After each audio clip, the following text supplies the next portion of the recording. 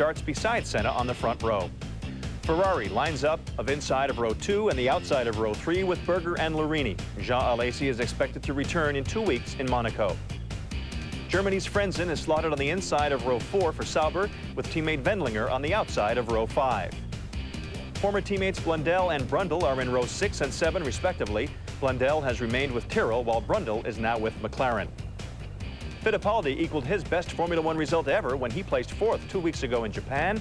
He also finished 4th last year in South Africa. De Cesaris makes his first appearance this season. He's replacing Eddie Irving, who was suspended for 3 events for dangerous driving in Brazil. And rounding out the field, Beretta in the Larousse and Brabham in the only Simtek. He's trying to stay focused after the death of his teammate, Ratzenberger. Under the shadow of a terrible weekend, the race is about to begin. 25 drivers are ready for a drive of more than 300 kilometers. When we return, we'll have the green light for the start of the San Marino Grand Prix.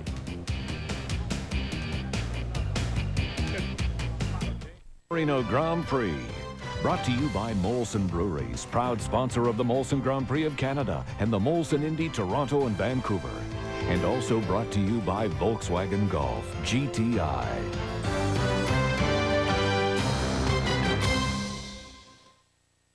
Welcome back to Imola. Let's join our race commentators, Jonathan Palmer and Murray Walker. Ayrton Senna in pole position on your right and into the Tamburello. Yes, and away they go there. Now, the bit that we're going to see first of all is what is really the main straight at Imola. They will come up. We see the grid peeling away through this 1 mile section. We shall see them flowing through a fast left-hander at Tamburello. There they go around out of the pit lane, pulling up through 190 miles an hour at this point, up to 205 miles an hour just here before they brake hard for Tosa. Back down to second gear. You can see that they've gone round Tosa corner. Now up the hill. Now the next corner, the corner Piratella, it's actually blind on the approach. We shall see that probably for some onboard camera footage. Over the brow into this fast left. Fourth gear, 120 miles an hour through the corner. And then blind on the exit, as you can see there. Down towards this second gear chicane, 60 miles an hour, the Acqua Minerale chicane with all of that writing on it. Third gear around the exit of Acqua Minerale, and then up to 190 miles an hour before the Variante Alta, the second of the 4 chicanes at the Imola circuit on this fast circuit. And there's that Variante Alta, up again to probably close to 200 miles an hour as they descend down to Ravazza. The drivers trying to keep their engines fairly cool at this stage, but having to warm up the tyres and also warm up the brakes. And that's probably the most important thing, because getting brake temperature up on a circuit which is demanding on brakes is vitally important. It's a very tense time for a driver here. He knows that the start is absolutely crucial. It's very much the calm before the storm. He's peeling round through the Ravazza, up through the fast chicane, ready to get it absolutely right to that all-critical start. Stop press news. Michael Schumacher deliberately induced wheel spin when he got away for this parade lap. He's laid an enormous amount of rubber at the very point that he will be lining up, and that rubber will provide extra grip for when he gets away. Senna will be looking for the young German to come alongside him. The first corner is the left-hander, the Tamburello, and there's a nice long drag up to the first really slow corner by Imola standards, the Tosa, at which point, at its slowest point, they decelerate from over 200 miles an hour to just about 50 miles an hour before blasting up to 190 again. So Senna is in position, in pole position on your right. On the left is the Benetton. Behind Senna is Gerhard Berger's Ferrari. Behind Schumacher is Damon Hill. That is Martin Brundle's McLaren with a camera mounted on the rear wing. So, stand by for blast-off and for action from Imola. 61 laps of it. The green flag is showing. That means they're ready to go. Bruncher rider can press the button. Now! And Senna boils away. Schumacher second, Berger third, Damon Hill, and that's a Lotus. They'll have to stop the race, I'm sure, because there's debris on the circuit. That is Pedro Lamy. It's Pedro Lamy, who, the young Portuguese driver, who was right at the back of the grid in 22nd place, and that is one of the Benettons, so that has to be JJ Leto. And Lamy is all right. We've seen a lot of very, very badly broken motor cars, sadly, at Imola over the last 2 days, and there is absolutely not a shadow of doubt in my mind as you look at car number 6 with its left wheel ripped off. JJ Leto, I presume he's all right because he's out of the cockpit and the race will be stopped. They'll have to remove the wreckage. That will take quite a long time. And I don't know how that happened because Lamy was right at the back of the grid and JJ Leto was in 5th position. Well, I suspect, Murray, looking at the damage to those respective cars, it looks like Leto was very, very slow, if not indeed stalled at the start. The left rear is destroyed. Let's have a look now. It looks like Lamy's hit the back of a slow Leto. There is Leto. There he is. He's stopped. He's stationary. And somebody's not going to hit him, and that's going to be Lamy. The Ligier's there going one each side. And there, just coming into our picture, is Lamy. Oh, that was very nearly an absolute rearward incident. And that's taken the complete right side off that Lotus car. And that really could have clearly had absolutely catastrophic circumstances. A wheel, looks like the wheel's gone into the crowd there, actually. And very fortunate. Thank goodness he's all right. Very fortunately, that area of the grandstand is empty. And everybody is blasting past me. You're looking at a replay. There is Lamy's shattered motor car. And at the end of the first lap, Ayrton Senna is leading Michael Schumacher by 0.3 of a second. Gerhard Berger is 3rd. Damon Hill is in 4th position. Here come the leaders now.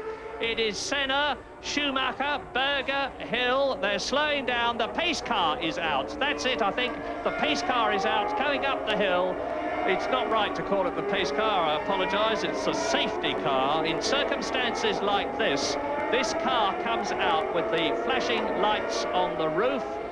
Normally, he would have a problem to pick up the leader. The ruling is that he picks up the leader and then all the others have to fall in line behind the leader with no passing allowed. We've had the safety car out very, very seldom. I can only remember it happening twice before, and never as early in a race as this. And I fear it's going to be out there for quite a long time, because to haul that Lotus, which is very badly battered indeed, and the Benetton of JJ Leto, which, as you saw, here's a replay. Now, look for Pedro Lamy cutting across from the left-hand side of your screen to the right, as out in the Sauber comes Wendlinger. You can see Leto underneath the green lights. He's stalled there. The Ligiers go past him. There's Lamy cutting across, and wham! Straight into the back of the Benetton goes the Lotus. Lamy completely unsighted. Yes, that's just the kind of incident that Leto could do without, because apart from ruining his race, he, of course, is just recovering from a broken neck. And that kind of impact, which is going to be pretty hard, would undoubtedly have not done his neck any good at all. It's a great shame for Leto. He was really driving superbly in qualifying. His first time back into the seat with the Benetton after that difficult start to the season. Great shame. Maybe his unfamiliarity with the car there contributed towards the non-start that he clearly had, or maybe it was mechanical. We don't know at this stage. We're looking back from the pace car now to Ayrton Senna, and my immediate reaction to this is this could well cause a lot of the technicians to be reconsidering their fuel strategy, because running at this slow speed, the cars, which are probably only got about 70 litres in the tank, will not be using nearly as much fuel. And while they're out behind the pace car, that means to say the miles per gallon will be considerably increased. There's Senna, Schumacher, Berger, Hill. Heinz-Harald Frentzen is in 5th position behind Damon Hill, and Frentzen was 7th on the grid, weaving to keep the tyre temperatures up. Behind Frentzen, who is 5th on the grid, there's the leading McLaren Peugeot of Mika Häkkinen.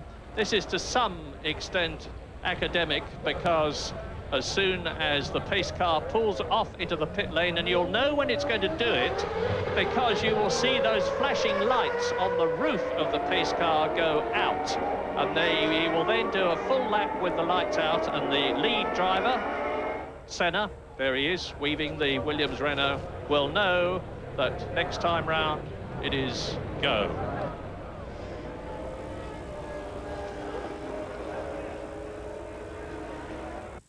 Pace cars not used when you were a Formula One driver, but from your experience, would you say that this was adding to the pressure? I'm not sure that it's adding to the pressure. I think it actually probably helps, really, because stopping the race, which would have been the alternative a couple of years ago, really adds to the pressure for the drivers to go through the start, which is clearly one of the most dangerous parts of a whole race, is something which most drivers would rather avoid. And to go around, they can settle themselves down after all the energy and adrenaline and tension of that start. They can keep their cars in good trim. Everyone's engine is running. You know, there are some who say that Formula One Grand Prix should be started with rolling starts, like IndyCar racing, but I think for most people, the excitement of a standing start is essential to Grand Prix racing. Well, I can tell you that they've got JJ Leto's Benetton off, and it's on the sand trap at the Triguardo, which is the left-right which leads into the start and finish straight. So now they're disposing of Pedro Lami's Lotus. And in the meantime, of course, although they're going very slowly behind the safety car, the race is on. These laps count. They are indeed on their 4th lap out of 61 now. And if you're interested, Ayrton Senna was leading Michael Schumacher by 1.8 seconds at the end of the 3rd lap.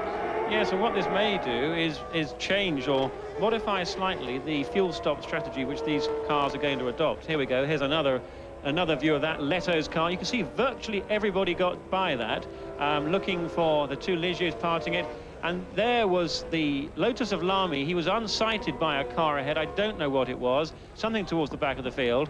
And that was in his way. It was just very fortunate for him. Here's another look at that, as we see everybody weaving at the last minute. When cars are unsighted, just as happened there that the danger was, what it does show you is how good these suspensions on the extended wishbones are at absorbing energy. If that car had gone in square on, the results would have been very, very different indeed. And just in case you are understandably worried, I'm happy to reassure you that both JJ Leto and Pedro Lamy, who indeed we saw get out of the car and walk away, are both perfectly okay. This is the scene from Ayrton Senna's mirror. So very first camera, you're seeing his yellow helmet in the mirror as he goes into the Rivazza. That's the first of them cleared. This is the second.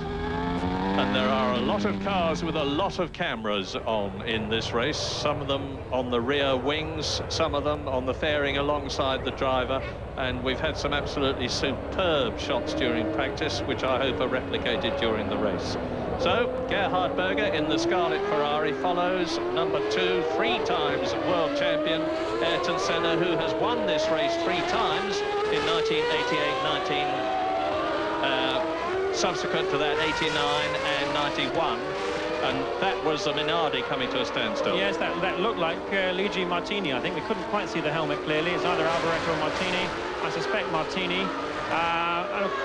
We don't know what his problem is, but no doubt it would have affected him either way, and is not a consequence of this slow running. Of course, with regard to the strategy on pit stops, we believe that 2 stops is going to be the norm here, dividing the race into 3, and if that's the case, they'll be stopping on lap 20 of this 62-lap race. It's not impossible somebody could go for 3 stops, because the amount of time lost stopping here at Imola really is very little, because the pit lane is preceded by a tight chicane, and that means that the amount of time lost coming into the pits, and there we see that little bit of debris going across there, the amount of time lost going into the pits really is pretty small here.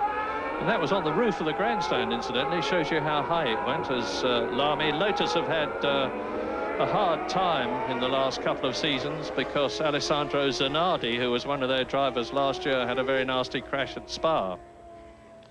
Now, the lights are out on the pace car, so it looks as though the San Marino Grand Prix is about to restart, and it will be on the 6th lap out of 61, so 1/10 distance already completed as we ride with Damon Hill looking at Gerhard Berger's Ferrari ahead as they exit the Acqua Minerale, climb up towards the Variante Alta. The Ferrari is preceded by Schumacher's Benetton, which is led by number 2, yellow helmet, blue and white, Williams Renault of Ayrton Senna. And Michele Alboreto it was who was touring, and he has gone into the pits, presumably with a repetition of whatever the problem was that made him start from the pit lane. So, coming through to complete lap 5, Senna, even if he hadn't seen those lights go out, and he certainly would have, there's nobody more astute in Grand Prix racing than him, will know from a radio message from the pits that is the situation, and that it's about to be go as far as he's concerned. Now, watch the Ferrari of Gerhard Berger, V12 engine, tremendous amount of power. He will have all the distance up to the Tosa, through the Tamburello and Villeneuve, the right-hander. And you hear the engine revs rise as Senna, followed by Schumacher. There is Berger. We're on lap 6 now, and the San Marino Grand Prix is go again, and as before, Schumacher is the chief rival to Ayrton Senna, who comes down to the Ravazza. There's Berger third, Damon Hill is fourth, Frentzen in the black Sauber is fifth, Mika Häkkinen sixth, Larini seventh, and Carl Wendlinger in the second black Sauber is in eighth position. Climbing up now, I'm sorry, it wasn't the Ravazza, they're climbing up now towards the Variante Alta as they go through the Acqua Minerale, dropping down to approach it at about 150 miles an hour. And there's a gap after the second Sauber of Wendlinger. Ukio Katayama in the Tyrrell is in 9th place. Martin Brundle is in 10th, so he has gained places because Martin Brundle started in 13th position on the grid. And what's really interesting here is that Schumacher is very much keeping up with Senna. Now, from the morning warm-up times, he was 2 seconds slower than Senna, and that raised speculation as to whether he was actually going to make just one stop and therefore race with a much heavier fuel load. If he was going to do that, that would slow him down far more than his performance here looks, and it looks that perhaps that was a Benetton smokescreen. I'm not quite sure why they were so far off in the warm-up, but he is really not losing much to Senna at all. I would say basically he's right with him. Well, we are right with Michael Schumacher now, and Senna, my goodness, I just saw him plunge off to the right, and Senna has joined Pedro Lamy and JJ Leto in a shattered motor car. You can see the debris on the right. What on earth happened there? I don't know. Whether it was a sudden loss of downforce for some reason, but Senna is still in the car. It means to say, of course, that Schumacher has gone into the lead, but the important thing is now, how is Ayrton Senna, with the marshals already waving the yellow flags? No passing. Yes, this looks very severe indeed, I must say. It looks like this corner that Senna was going around is absolutely flat out. It's 185 miles an hour. We really should be seeing some medical attention coming quickly here to the Williams with Senna. His head is he's very still in that car. The car has clearly gone straight on. This is a little bit like the accident that beset. He really needs help in that car. There is nobody coming to him at the moment. Yes, his head's moved. I think I just saw his head move a little bit then. The race has been stopped. The red flag is out. This looks a little bit like a problem with the car, as beset Berger at this very point 4 years ago in his Ferrari. And it's where Nelson Piquet went off in the Williams some years ago in similar circumstances, and thank heavens he was all right. I must say I have concern at the fact that A, Senna is sitting in the car still, not moving, and B, surprisingly, there is not a lot of action. And here it is. Now look, he's going into the left-hander tremendously fast, and he runs wide and goes straight off. Doesn't even attempt to take the corner. And, well, I say that's about 190 miles an hour at that point, the exit from the Tamburello. They're still building up speed, but it was not very far short of 200 miles an hour. You can see the debris pouring off the car as Gerhard Berger comes through in the Ferrari. Yes, and already now the medical assistance is there. And so I'm glad to be able to tell you that medical assistance is now with Ayrton Senna, and they're taking off his helmet to get him out of the Williams Renault. At a San Marino Grand Prix meeting, which has been dogged with the most appalling circumstances. First of all, Rubens Barrichello goes off on Friday at about 150 miles an hour and was extremely lucky that he wasn't very badly hurt. Then we had the even worse, dreadful accident for Roland Ratzenberger yesterday, and now this on the 7th lap of the race. Yes, it's really very difficult indeed to know what happened there. The little bit of footage that we saw as Senna left the track, he just appeared to go straight on, appeared not to make the corner, This is a corner which normally should be flat out at 185 miles an hour without the car being on the limited grip. Michael Schumacher has stopped and got out of his car, helmet off, grim-faced. And all is quiet at the Imola circuit. The crowd has been stunned into silence. Senna, an enormously popular man here, 3 times a winner here in the past, and a very likely winner seemingly when this race began. This is always a very difficult time, of course, for the other drivers in the field. I can remember back when Gerhard Berger had an... Senna is out of the car. Senna is now surrounded with medical people who are putting in a drip, and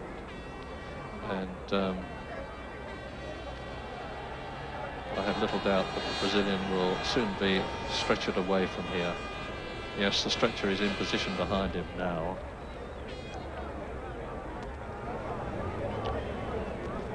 The course has been cordoned off with ambulances.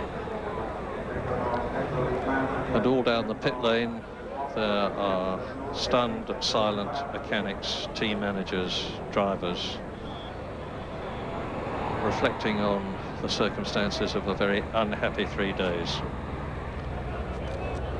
Well, you can see the pit lane situation for yourself now.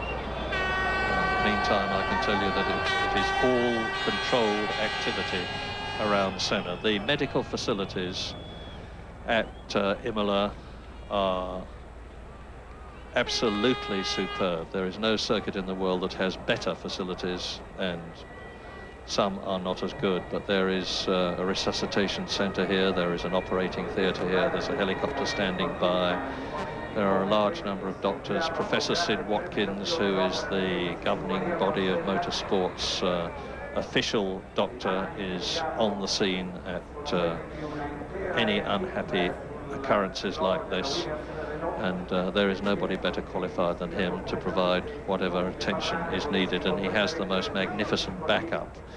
It's one of his responsibilities when he comes to the circuit days before the race to check on all the medical facilities at the circuit, the ambulances, the major hospitals in nearby cities which will be used if a casualty has to be helicoptered away. And that procedure will, of course, have been applied here at Imola. And there is, as you will have gathered, I can see things that you can't, and I can tell you that there is no change in the situation. The Williams is still by the side of the car, but far more important than that is the fact that Senna is still beside the Williams, and the medical team is working in a carefully controlled but intense manner. Everything is ready to take him away as soon as they are happy. And the helicopter is actually on the course now with its top rotor spinning, so you don't need very much imagination to see, with it being about 100 feet away from Senna, that he's going to be transferred to the helicopter, and he will be taken to the nearest major hospital, which is at Bologna, and Bologna is about half an hour by car, considerably less than that by air, of course. Yes, there's absolutely no doubt at the moment that Senna is getting the best possible attention. As you say, Murray, the operation is extremely slick, and I'm sure that it won't be long before he's being helicoptered off to the Bologna hospital. Meanwhile, of course, people back in the pit lane are wondering what's happening. Indeed, we're all wondering what's happening, and it's particularly difficult for the other drivers. It's going to be difficult for Damon Hill, of course, in the other Williams and the whole Williams team, to wonder exactly what happened and what's going to happen for the future. We assume that the race should restart. So there you are. There is the scene with there is the helicopter, which is, as I said, about 100 feet away from Ayrton Senna, who is to the left of the picture. As you look at it, you see the man running away too, go to Senna as you look again at the pit lane. One feels absolutely helpless in circumstances like this, because there really is so very little that we can say that is of constructive interest to you. You want to know, and we want to know, how Senna is. All I can tell you, again, is that he's still there, and that any medical assistance which is required will be given very rapidly indeed.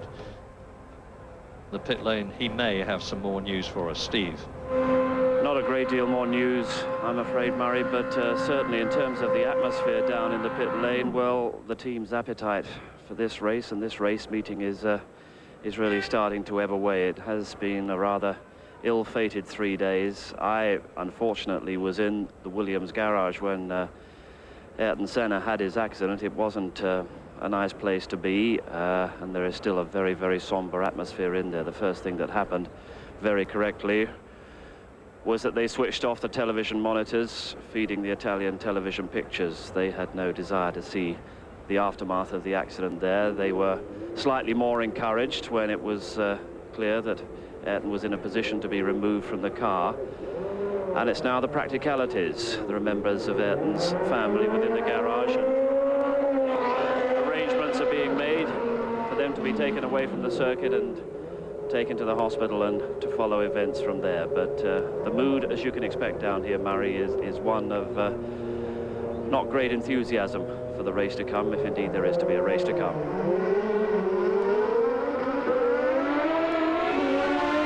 Very understandably, and indeed one wonders if the race is restarted, whether Damon Hill, as Senna's teammate, will be a part of it. But I can't imagine what that car is doing. It's Eric Comas in the Larousse Ford, who just burst out of the pit lane, and he's at the exit to the Tamburello, which is where the crash happened. It's inexplicable to me that he was allowed out of the pit lane, and it's almost as inexplicable that he was trying to leave it. Well, indeed, from the commentary box, we could hear him accelerating hard, and one wonders why on earth he was let out of the pit lane, which is controlled by traffic lights. It's got a red light, it's got a green light to go, and apart from that, as you would imagine, there is a whole gaggle of marshals and officials around the exit of the pit lane, and one would have assumed that would have been well and truly closed. There is Comas, and at the bottom of your picture you can see the, well, I can tell you that the stricken Williams is still there, there's no change. And inevitably one has to admit that there will be a lot of speculation about Formula One and the fact that there have been these 3 major accidents. You saw Pedro Lamy there. There have been these 3 major accidents in as many days. Barrichello on Friday, Ratzenberger with fatal consequences yesterday, Ayrton Senna, who's still unconscious today. And I have to say, as a personal opinion, that I do not believe that the cars are any more dangerous now than they were when they had the things that have been banned for this year, that is to say active suspension and traction control. No, I think that's absolutely right, Murray. The changes have been implemented this year to make the cars harder to drive, but these accidents that we've seen, be it the Barrichello accident, the Ratzenberger, the Lamy one that we've just seen at the start, and this one, I don't believe that there is any evidence, certainly not in any of them apart from potentially the Barrichello incident, that the cars being difficult to drive has been any contributory factor whatsoever. I think that it is clearly, motor racing is always going to be dangerous. The cars are going extremely fast. They always have gone extremely fast, really. I mean, even 5 years ago with turbo engines, the cars would have been doing similar speeds at this point on the circuit. And really, without knowing exactly what the cause of these specific accidents would have been, as with any motor accident, as with any aircraft accident, it is very dangerous to speculate as to, or certainly make any generalizations about the sport or the cars or the regulations. What one can say, of course, is that in order to maximize the speed at this circuit, where the drivers are on full throttle for as much as 60% of the lap. They obviously want to have the minimum wing and therefore downforce, and some of the teams might have, and I'm not saying they did do this, but it's pure speculation, they might have just decided to run with marginally less downforce than they needed. But I certainly wouldn't have thought that would happen to Williams, who are enormously experienced and anyway have the tremendously powerful Renault engine, which would enable them to use a bit more downforce. No, the critical thing is not so much the level of downforce, it's the balance between the car, of the front to rear. And even with light downforce, these cars have something like 1,300 kilos at this speed, at 185 miles an hour. And that's, as far as the drivers feel, is enough to have them well and truly pinned to the road. It's when you have a lot of downforce at one end of the car, but not the other, when a car can be impossible to control. But again, we have no idea just exactly, clearly what has happened in this situation. Well, there is a tremendous amount of activity around Senna with the medical personnel at the present moment. Great deal of dashing backwards and forwards up to his recumbent position, and the helicopter is still waiting. That's a very good sign, because there is obviously optimism that Senna will be able to be airlifted to Bologna Hospital. Yes, he's being carried away. Ayrton Senna is being stretchered away as I talk to you. Still unconscious, but 6 people are carrying the special stretcher holding the Brazilian. Said what Professor Watkins is walking along behind them. Somebody is carrying a drip, and Senna is, as I speak to you, being put into the helicopter. Yes, it might seem quite a long time since the accident happened, or certainly since he was benefiting from medical attention, to getting him in the helicopter and away. But this is absolutely right, in so much that the priority has to be to stabilize and understand the condition of Senna at this time. And once that's done, once the right procedures have been instigated and the condition is stabilized, then it's the time to move him and move him away. So the delay that we've seen in getting into the helicopter is not a delay at all. It is just the right way of doing it. Well, there it is, for the second time in 2 days, the unwelcome sight of a helicopter. And Senna is in it now. The rotor is building up speed. They still have the back door open. Yes, if there is a hazard of this Imola circuit, it is a fast circuit, as we've said, but if there is a hazard, it's the fact that this main straight is not actually straight at all. It's a series of 2 curves, this very fast Tamburello left-hander that we're looking back at now, followed by the less tight, but still very much a corner, Villeneuve right-hander afterwards. And of course, this means that if anything does happen to a car at very high speed, which clearly is normally in a straight line, the car is likely to move off and go to one side and go into the wall or Omco or whatever lines the circuit. That was Mika Häkkinen walking along the pit lane. And now the clear is being given to the helicopter to take off and get to Bologna Hospital.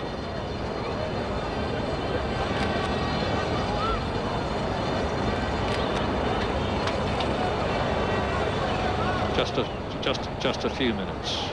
Just a few minutes travel. That is the very good news, that from the excellent medical attention and facilities at Imola, Ayrton Senna is now on his way to the very, very best that medical science can provide at Bologna.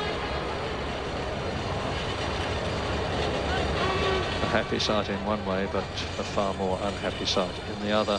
And this is Schumacher's car, and you see Ayrton Senna veering off to the right, quite on the wrong line. And that's the result. Now, I cannot and will not hypothesize, because I don't know what happened, and it would be quite wrong to do so. We can just hope, and all I can say is that he did not appear, from what I saw of that picture, to attempt to take the corner. This is Damon Hill's car, you see. There's Schumacher disappearing in the distance, and Damon would have seen that great plume of dust as he went by in his car. And Damon's car, as I talk to you, is actually being pushed onto the grid for the second restart. The first time, of course, it was from behind the safety car, a rolling restart on the 6th lap out of 61. This is a replay again from Schumacher's Benetton. Yes, if we watch it, it's just about now that the car appears to us to turn slightly right, but don't forget this is going around a left-hand corner, and merely going straight on would tend to have that effect. We're clearly very much offline. The angle of impact there, certainly not head-on, but a glancing blow at this speed clearly involves the dissipation of that phenomenal energy we saw. Now, if you look at this, they're rocking backwards and forwards. You'll see a flash of sparks there underneath Senna's car. We're actually rolling back now while they reposition the tape. But there appeared to me to be a flash of sparks underneath the Williams, which might just have meant that it had a very low ride height in order to minimize the wind resistance, and that he struck a bump, but who knows? Yes, one of the consequences this year of active suspension not being allowed is that the cars have to run very low with their conventional springing, and that means that we're back to a familiar sight of years gone by of the cars with fuel in, touching the ground, touching the underneath with the skid blocks. But that in itself is not abnormal for these kind of cars, and indeed it was the sort of sight that we saw all the time a few years ago.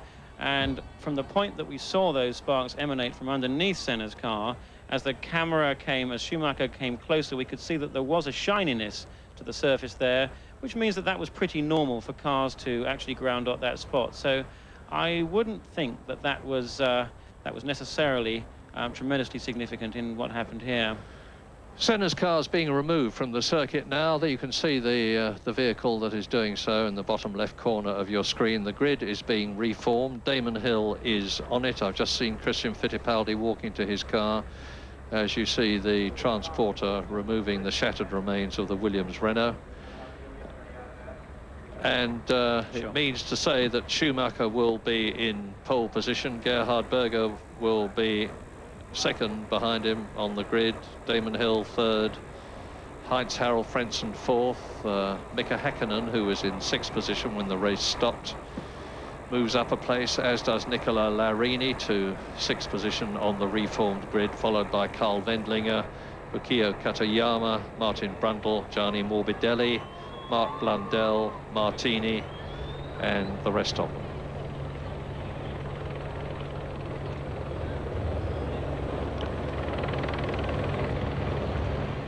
Be resumed for the race to be restarted.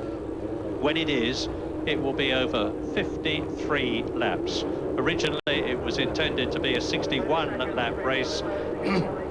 The race was stopped, 30 seconds to go on the 6th lap, and the results will be decided on aggregate.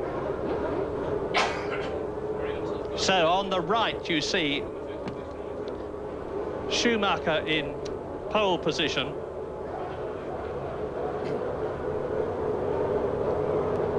So it's Schumacher in pole position there on the left-hand side of your screen now. They are about to go away for this final green flag, the wave lap. Away they go. They're pulling around for a final warm-up lap. This is not, of course, the start. This is to enable them to get the car fully up to working temperature, to get themselves up to working temperature to an extent as well, but perhaps most importantly, so that it's to show that this kind of situation can't happen out on the track.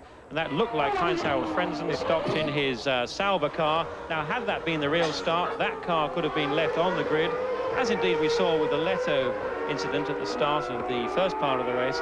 But by keeping the cars moving, by having this final green flag lap, it means that all drivers, certainly at this stage, have got their engines running. That's one of the Sauber mechanics there, going up to see if he can do anything about that. But I suspect the car's going to be pulled back out of the way, and we'll have to start the race, if indeed it can, from the pit lane. It was, indeed it is, Heinz-Harald Frentzen, who was going to be starting from 4th on the grid, and will now have to be starting from the back of the grid if he can get away. Meantime, on the 2nd parade lap, Michael Schumacher leads Gerhard Berger and Damon Hill up towards the Variante Alta, the right-left at the top of the hill. Followed now that Frentzen is at the back of the grid by Mika Häkkinen, who has therefore moved up to 4th position. And that is Nicola Larini, who is following Mika Häkkinen. So into the Variante Alta. Schumacher, this is the parade lap. Berger, Damon Hill,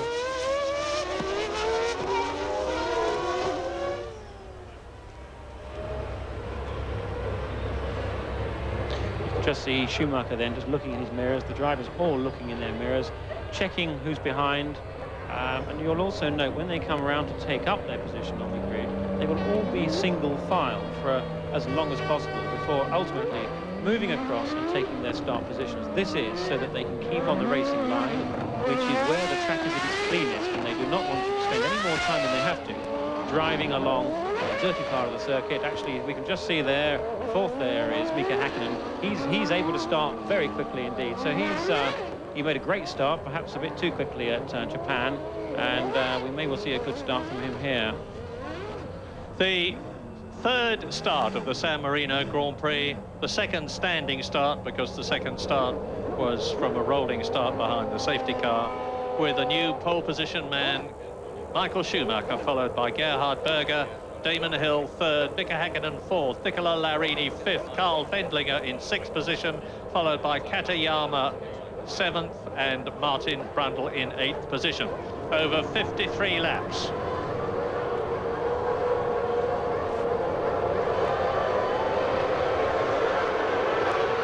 And wheel spin from Schumacher's car, which allows Gerhard Berger to go into the lead in the Ferrari. Damon Hill is 3rd, Mika Häkkinen is 4th, Nicola Larini in the 2nd Ferrari is in 5th place, and Schumacher is already swarming all over the gearbox of the Ferrari, looking for a way past. But Gerhard Berger has not led a Grand Prix for a very, very long time. Damon Hill attacking Michael Schumacher on the left, and Berger will not be at all anxious to give way. Indeed, he leads up to the Variante Alta. It's still Schumacher 2nd. Häkkinen has gone up into 3rd place. Larini is 4th. Where is Damon Hill? He's dropping back. Damon Hill is dropping back. So Berger leads. Both the Williams have struck trouble. Damon Hill, there he is. We're with Damon Hill now.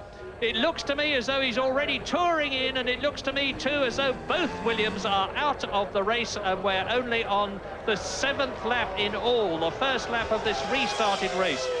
Häkkinen 3rd, Larini 4th. In 5th position, it is Carl Wendlinger in the Sauber, and I think Damon Hill touched Michael Schumacher's Benetton as he tried to go through and take him on the inside. So now the battle at the San Marino resumed at Grand Prix as they come through to complete the 1st lap with the Tifosi. Absolutely euphoric is Gerhard Berger leading Michael Schumacher. Yes, that certainly looked a And they're getting a new nose ready for Damon Hill's Williams. Yes, that certainly looked a clean start there. It was good to see. Great start from Berger. Schumacher really should be able to find a way past the Ferrari, but don't forget the Ferrari has a lot of horsepower, considerably more than Schumacher, and that's going to make Berger difficult for Schumacher to place. That there is Hill into the pits. Now let's see how long it takes to replace this nose assembly as Michael Schumacher continues to attack the Ferrari in front of him and endeavour to retake the lead that he held earlier on as they go into the Acqua Minerale. Now uphill towards the Variante Alta. Look at the crowded stand on the left. This is something that the Tifosi have not seen for a very long time in Italy. A Ferrari leading, and it's Berger. Now you can see the gap because Michael Schumacher and Berger are starting to pull away from the lower-powered McLaren Peugeot of Mika Häkkinen, who is in 3rd place. Yes, and that's Damon Hill now, who's just left the pits with what looked to be a new nose fitted to his car. Now Schumacher has really got to try and get, we can see this is the telemetry, in fact, from the Benetton of Schumacher. The blue trace is the RPM of the engine, and beneath that, the green one, the gas is basically accelerator pedal, throttle pedal. Now, this is really interesting because I remind you that fuel strategy could well decide this race. I hypothesized earlier on that Michael Schumacher might only make one fuel stop, whereas it's quite possible that the Ferrari will make two. In fact, certain that the Ferrari will make two.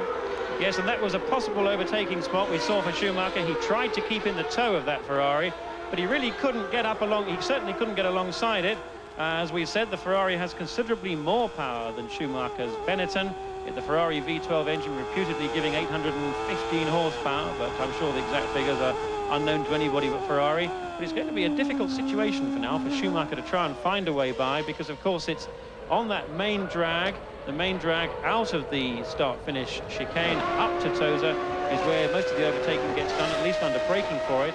And to be in the right position to have a chance to go by, Schumacher needs to be certainly right up behind the Ferrari, literally within 3 or 4 yards, and preferably with an overlap starting to come by. Ferrari have had all sorts of understeer problems with this new John Barnard designed car, but they've produced a new nose assembly, a new front wing. They've changed the aerodynamics on the rest of the bodywork, and a lot of that understeer has been eradicated, and you can see the result as, again, Gerhard Berger goes past the start and finish point, past the crowded grandstand, in the lead, and he has got Michael Schumacher right behind him. Häkkinen is now nearly 9 seconds behind this battle for the lead. In the second Ferrari, Nicola Larini is in. There he is. You just saw him come round the left-hander as up to, and running very wide goes Schumacher. No, Schumacher deliberately went wide there. He wanted to get a faster exit to that corner. He did so by coming in wide to try and get up alongside into the next one, Piratella. It didn't work. Frankly, it's a tall order. But what really Schumacher needs to do is to try and encourage Berger to come into that corner where that incident took place, tighter, so that Berger's exit speed is slower. Now then, if Schumacher can manage to dummy Berger into doing that, then that tactic of coming in wide to come out fast could pay dividends, and he could come up along the inside, the left-hand side, before Piratella. The leaders are now 9.5 seconds in front of third-place man Mika Häkkinen. Larini fourth, 2 seconds behind the McLaren. Wendlinger is fifth. Katayama is sixth, and there's news from Steve Ryder. Yes, an update on Ayrton Senna's condition from the pit lane, albeit a rather non-committal one, as there's bound to be he's received injury, undoubtedly a serious one. He's been taken to the intensive care unit of the Maggiore Hospital in Bologna, and any further news will come from there. So Ayrton Senna being treated for a serious head injury, and now the Williams team are going to try and turn their thoughts and concentrate on what's happening in this race. Thank you, Steve. And we ride with Michael Schumacher chasing race leader Gerhard Berger in the Ferrari. Now watch Schumacher's left thumb on that button just to his right of that left thumb. He should move it across there, hits the button. What he does by that is trigger an automatic down chain sequence right down to second gear, and that's what he needs for that corner. Now, I'm afraid the results and positions in this race are going to be a bit complicated to communicate to you now as you watch the footwork chased by the Minardi. But I'm going to give you results on aggregate as well as the second race that you're looking at, and I'll tell you that at the present moment Schumacher is still 1.4 seconds in the lead on the combined race so far, the first part and this second part. But if he can keep Gerhard Berger in sight, that lead will be maintained, provided the gap doesn't increase very much. But in this second leg, it's Berger in the Ferrari. It is Schumacher in second place. Mika Häkkinen is 10.7 seconds behind them on aggregate, and he's 2 seconds ahead of Larini, who is fourth. Wendlinger is fifth. Katayama is sixth in the Tyrrell, in the points in the Tyrrell Yamaha. Gianni Morbidelli is seventh. We're riding with Michael Schumacher round the Tamburello at 190 miles an hour. Speed still building to 200 miles an hour, up to just over that. And then it's down through the gears to second gear to a minimum speed of 55 miles an hour. Round the left-hander at the Tosa here, and again Michael runs wide, cuts across to the left, closing up a bit on Gerhard Berger's Ferrari. That's Häkkinen. There is Larini in fourth place. Wendlinger in fifth place. Katayama is sixth. That is Christian Fittipaldi, who is seventh. And behind Fittipaldi, his teammate Morbidelli is in 8th position, and Johnny Herbert is having a battle with Mark Blundell, followed by Martin Brundle. So it's a tremendously exciting all-action race behind the leaders, who are giving us a tremendously exciting all-action race of their own at the front. And here it is. Berger leads. Schumacher second. Look back. Schumacher leading on aggregate by 1.5 seconds. And this is the 11th lap in the total race of the two parts. Yes, it's going to be difficult for Schumacher to get by. I really think that the Ferrari certainly does not handle as well as the Benetton. It has to run very stiff. You can see the Ferrari jiggle around. It looks nervous, it looks darty. That's because it's running a stiff suspension setup to try and keep the car at a constant attitude, a constant ride height off the road to try and help its aerodynamics. Again, it looks like Schumacher is not close enough here. Again, it's only on the straights when you can have a chance to come alongside and get by. He will probably try his wide line again here, coming into Tosa. He's not close enough, I really don't think, to try the inside. Berger goes to the inside, blocks the inside. Schumacher goes wide. He's closing now, you see, momentarily. But again, I think that Ferrari horsepower is enough to power the Ferrari up the hill and keep ahead. And that's the problem that Schumacher's going to have, and it might just be that we'll have to wait until the first fuel stop before he can get by. Of course, Schumacher being hopeful that Berger will make a mistake. But Mika Häkkinen has got exactly the same problem with Nicola Larini, who is right behind him. Mark Blundell attacking Herbert. Frentzen is coming up through the field in the second Sauber, and down to the left-hander at the Ravazza. That's David Brabham, who is racing on in the sole Simtek in this race as Schumacher continues to attack Berger. Now, Gerhard won't be happy to be leading this race in the circumstances that he's leading it, but if anybody can keep the Ferrari in front, it is the very, very determined and enormously experienced Austrian. He's got 8 Grand Prix victories behind him already, for Ferrari and for McLaren, because this is the second time around for Gerhard Berger for the Maranello team. Berger lapping in 1 minute 25.0, Schumacher 24.9, whereas Damon Hill, with a clear bit of road in front of him after that pit stop, has just set the fastest lap so far of a 1 minute 24.3. So Schumacher being held up a great deal. Now Schumacher he had to go at the outside line. Can he go for the inside? No, Berger is really making his Ferrari pretty wide. Now let's see how he does it this time. I don't think again that he can get enough of a run up at Berger here to be able to get by alongside that all-important Piratella. But it does look, however, that Berger is struggling increasingly to keep Schumacher behind, so it may well be only another 2 or 3 laps before the eventual ultimate result happens. Well, if Michael Schumacher could just stay as close to Gerhard Berger as he is at the moment, and he's going through. Michael Schumacher darts through at the Acqua Minerale and takes the lead in the second part of the race, and he already had it on aggregate, of course, and now we can expect to see him pull away, because it looks to me as though the Ferrari handling is slightly suspect compared with the Benetton. Indeed, you can see the gap that's already built up. Now, here it is, Berger behind Michael Schumacher as they come up to the Variante Alta chicane.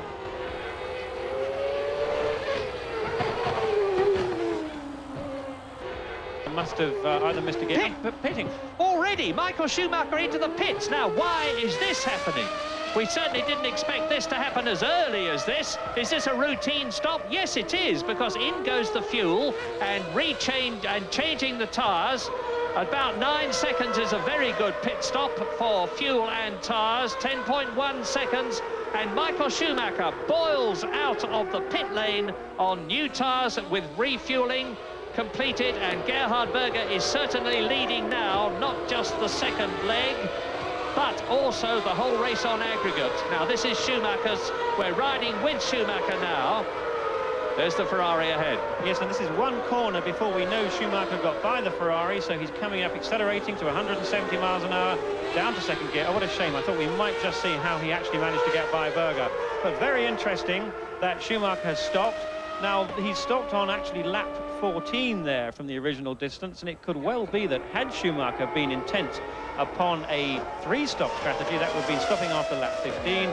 So it could well be that he was really fixed into that routine, a 3-stop strategy, whereas Berger will probably go on till lap 20. Well, Gerhard Berger is on his 14th lap in the full double race, as it were, and he's now leading Mika Häkkinen in the McLaren Berger. We're riding with Martin Brundle, actually, and he's in 11th place.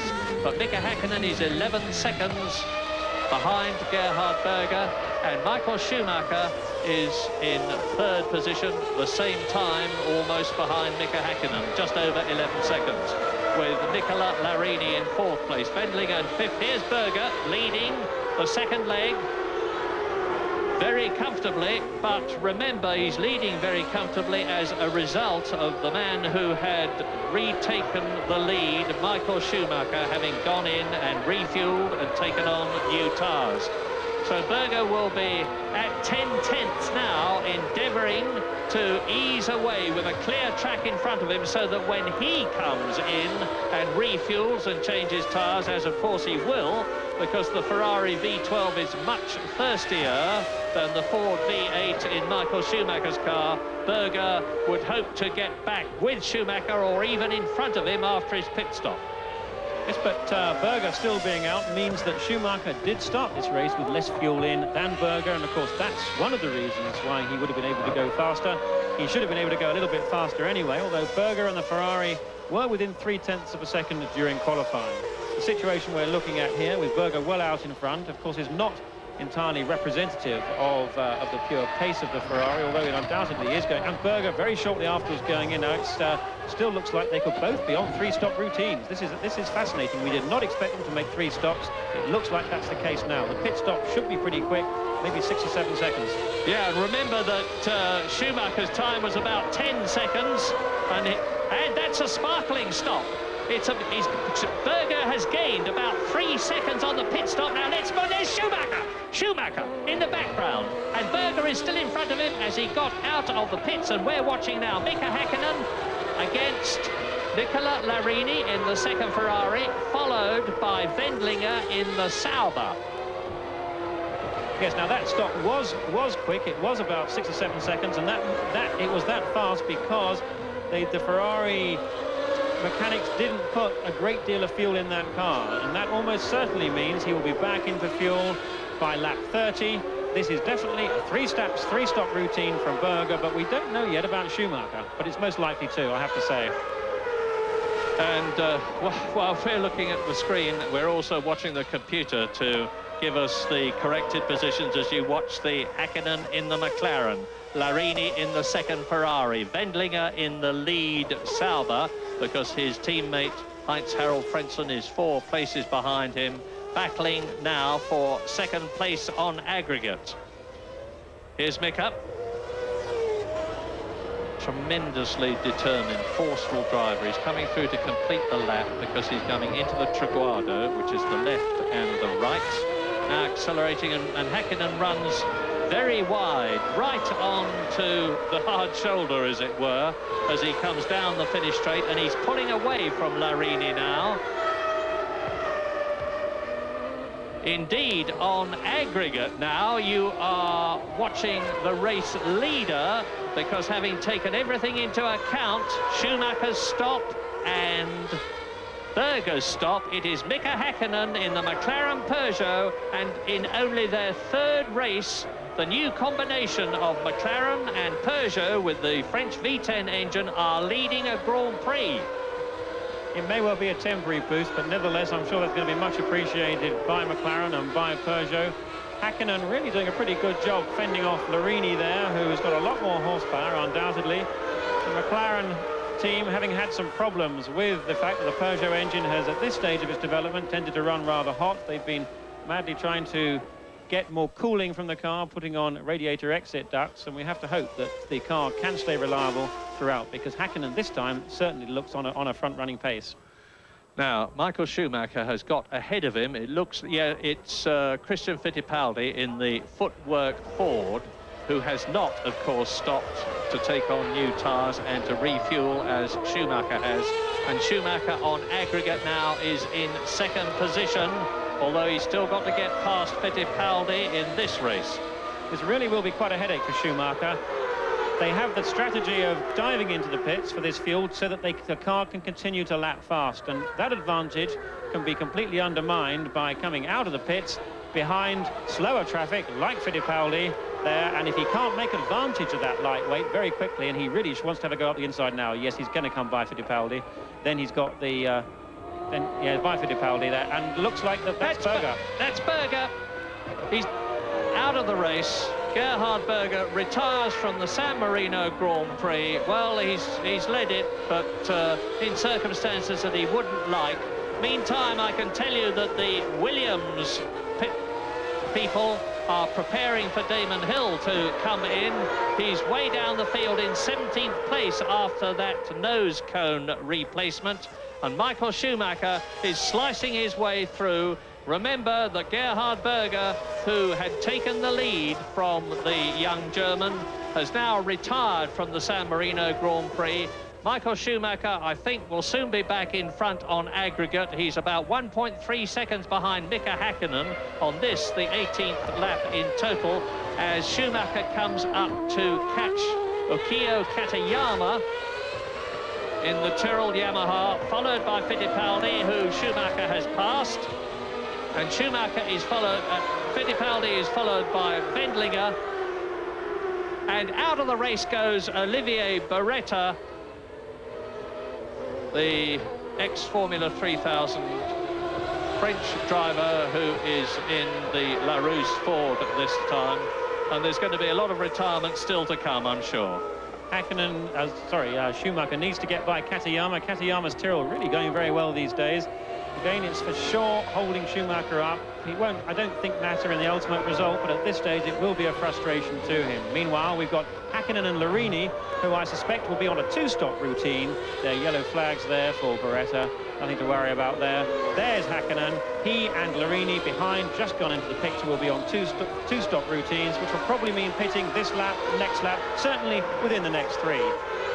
Yes, and as you watch Michael Schumacher, who's made his pit stop, and we're riding with him now, close up on Ukio Katayama in the Tyrrell Yamaha, I have to tell you again that this race is running late as Damon Hill leaves the pit, having refueled, running very late indeed, because it was stopped after a massive accident involving the then race leader Ayrton Senna in his Williams Renault, as a result of which Senna had to be helicoptered to hospital. We understand he has a head injury and we are waiting for further news. But that is Mika Häkkinen, who had led the race on aggregate. And that means that Schumacher is back now in charge of the San Marino Grand Prix on his 20th lap. Larini, that's him, is in second position in the Ferrari. Katayama, who's just being passed by Schumacher now, who leads the race, is in third position. Interesting how it took a full lap for Schumacher to find a way past the Tyrrell. The Tyrrell using the Yamaha engine, which was, if not much maligned, it certainly wasn't regarded with particularly high esteem last year. Oil flag out there, the red and the yellow oil flag, probably from Beretta's incident there.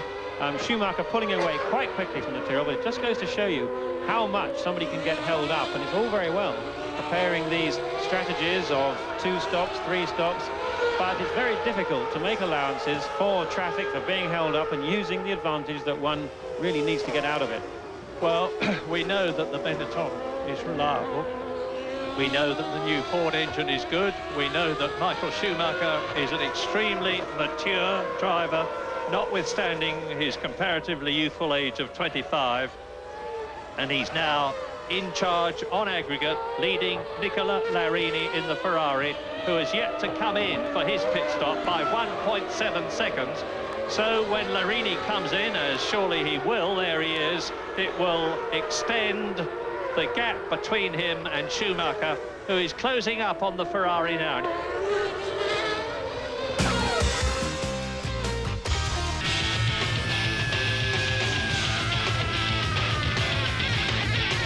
Water runs right through this strainer. But watch, not a drop comes through when it's sprayed with leak sealer. Spray leak sealer on a window screen. Look, not enough air comes through to blow out a match. If energy bills are draining your budget, leak sealer can save you big money.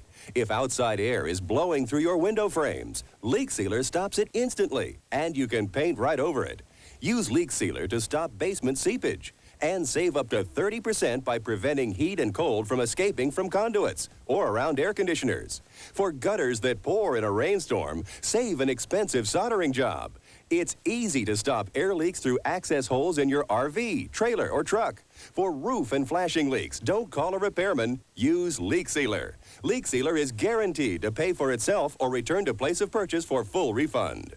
Available at participating Canadian Tire, Home Hardware, Pro Hardware, True Value Hardware, Beaver Lumber, Co-op stores, Kmart, Wilco, Zellers.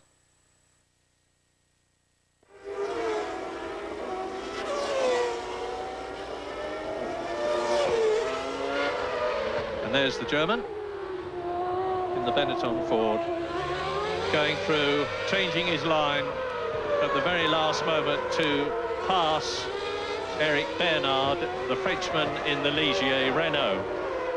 And incidentally, for those of you who are interested in the politics of racing, as you watch Larini with the gap between himself and race leader Michael Schumacher diminishing rapidly, as far as we know, the negotiations between Benetton's Flavio Briatore and the French Ligier team for Briatore to buy it outright are still proceeding.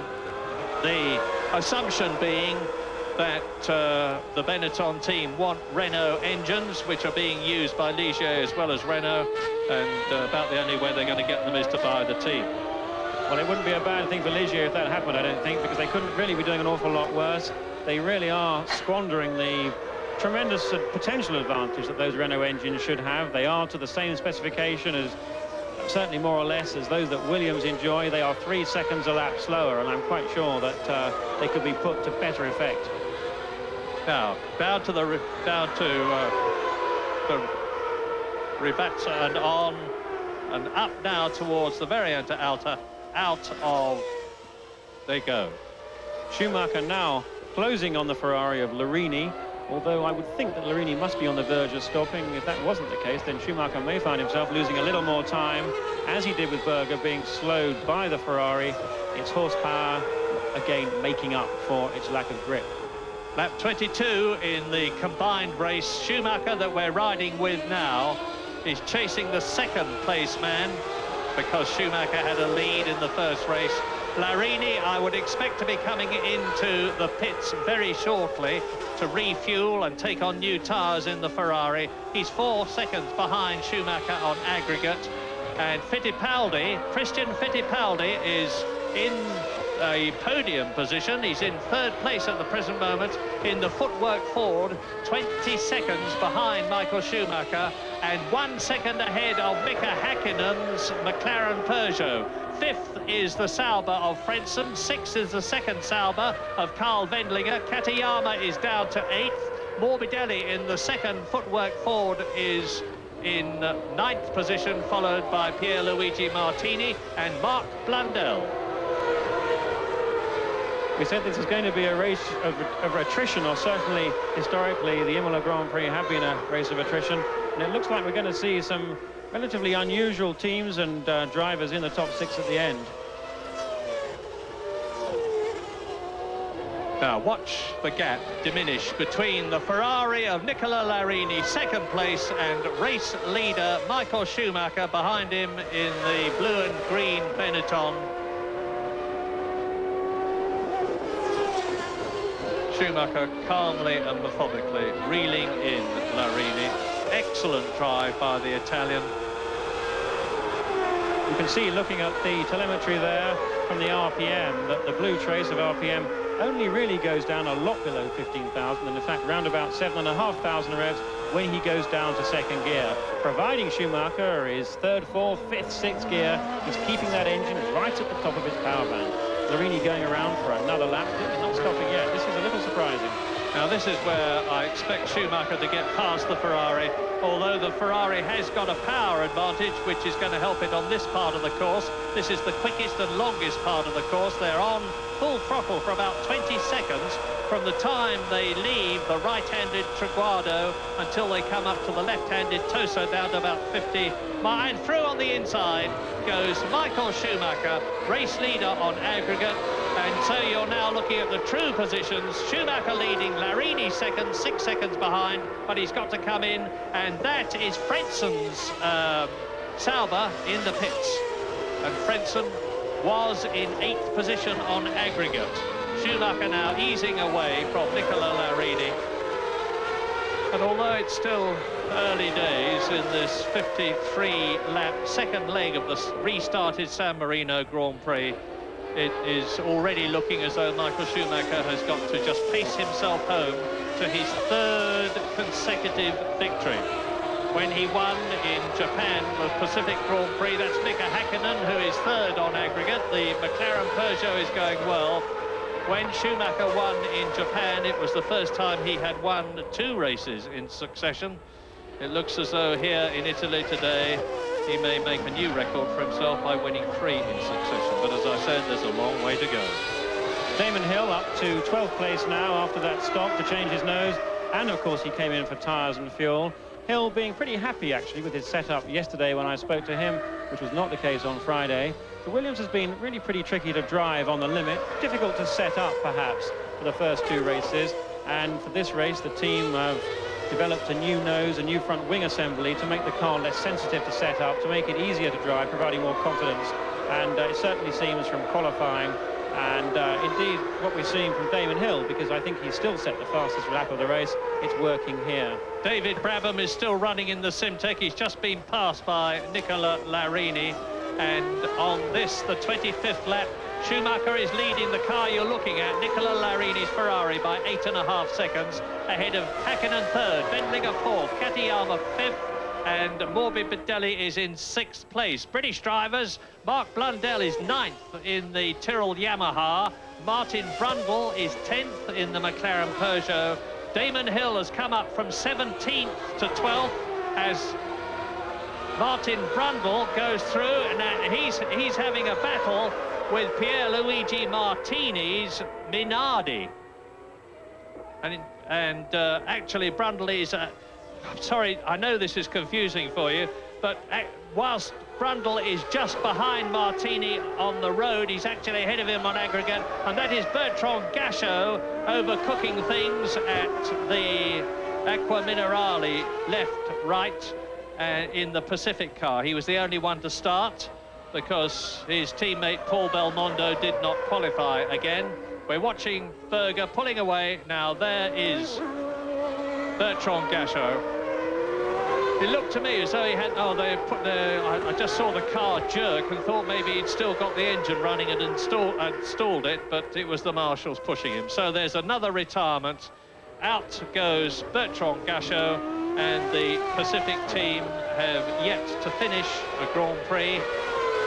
They've had 6 tries, 2 drivers in Brazil, 2 drivers in Japan, 5 tries, 1 driver at San Marino. And Michael Schumacher pacing himself away at the start. That's Häkkinen. Now the gap on aggregate between Mika Häkkinen in the McLaren Peugeot in 3rd place and Nicola Larini in the Ferrari, who, as far as I know, has not come in. And that is Martini touching wheels with Mika Häkkinen, trying to go, and that was very, very lucky indeed that he managed to keep it running at the Tosa. Lucky for Martini, but also lucky for Brundle, it has to be said, because he came very close indeed to taking out Brundle with him, and that would have been definitely not something that Martin or the McLaren team would have appreciated. Martini there coming up the inside, having a look, and I think just got a bit sideways under the braking, but fortunately both managed to carry on. Now here we are, here's the replay. Martini on the outside, braking hard, up the inside, just touched. Brundle leaving a little bit of the door open. Bit of a racing accident there, really, I think, but Martini really coming up the inside without enough room to do the job, and the room that Brundle had given him there. But he's certainly not an inexperienced driver. He's driven in nearly 100 Grand Prix as Pierluigi Martini. And Martin Brundle's had his share of problems since he joined the McLaren Peugeot team, because he was innocently involved in Brazil in the multiple collision between himself, Bernard, Verstappen and Eddie Irvine. As we watch Larini, it would seem that the Ferrari have taken the decision to go for just a one-stop routine. We're on lap 26 of this race now, of the complete aggregate race, And one assumes that he's going to be coming in around about lap 30. These stops do have to be pre-planned in terms of when they're going to be positioned in the race distance, because the exact amount of fuel has to be calculated and worked out beforehand. Well, there you saw Martini's car being attended. He's obviously come in for a check after making contact with Martin Brundle's McLaren Berger.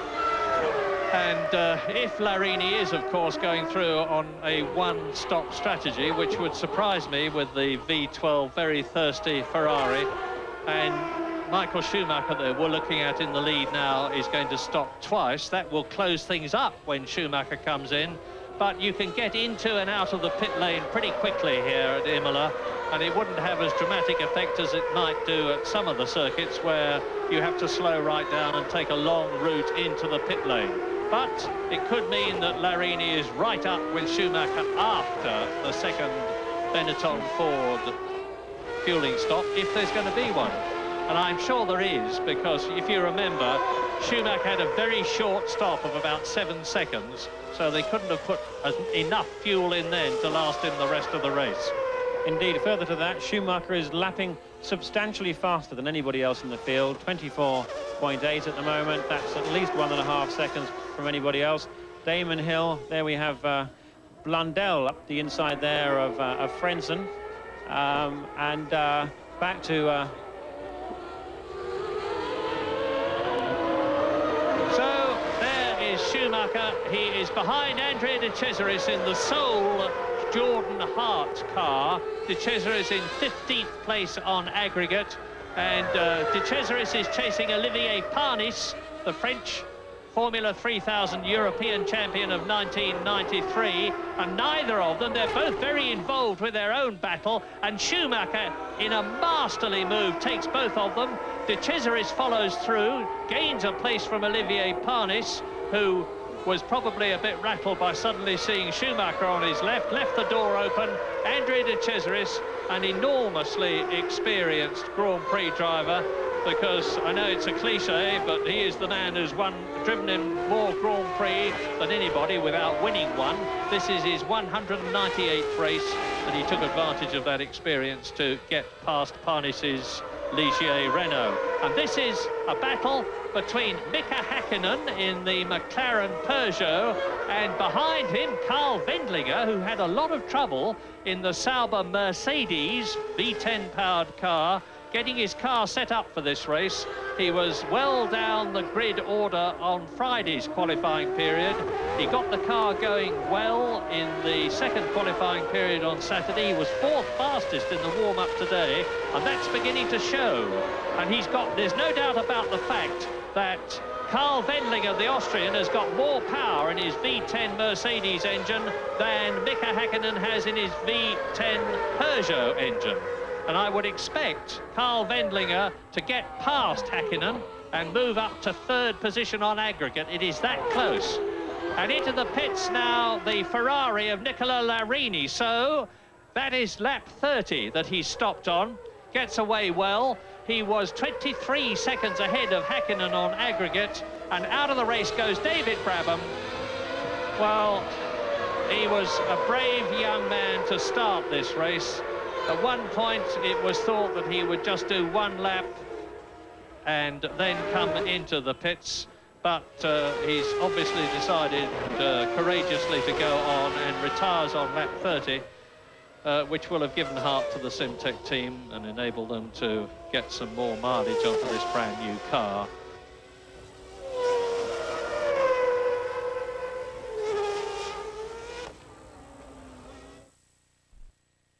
You said in the first spot that the numbers would speak for themselves. So what did the numbers say? The numbers said that indeed we are seeing some savings, just over 50%. Well, what are you looking for now in the future? Better billing.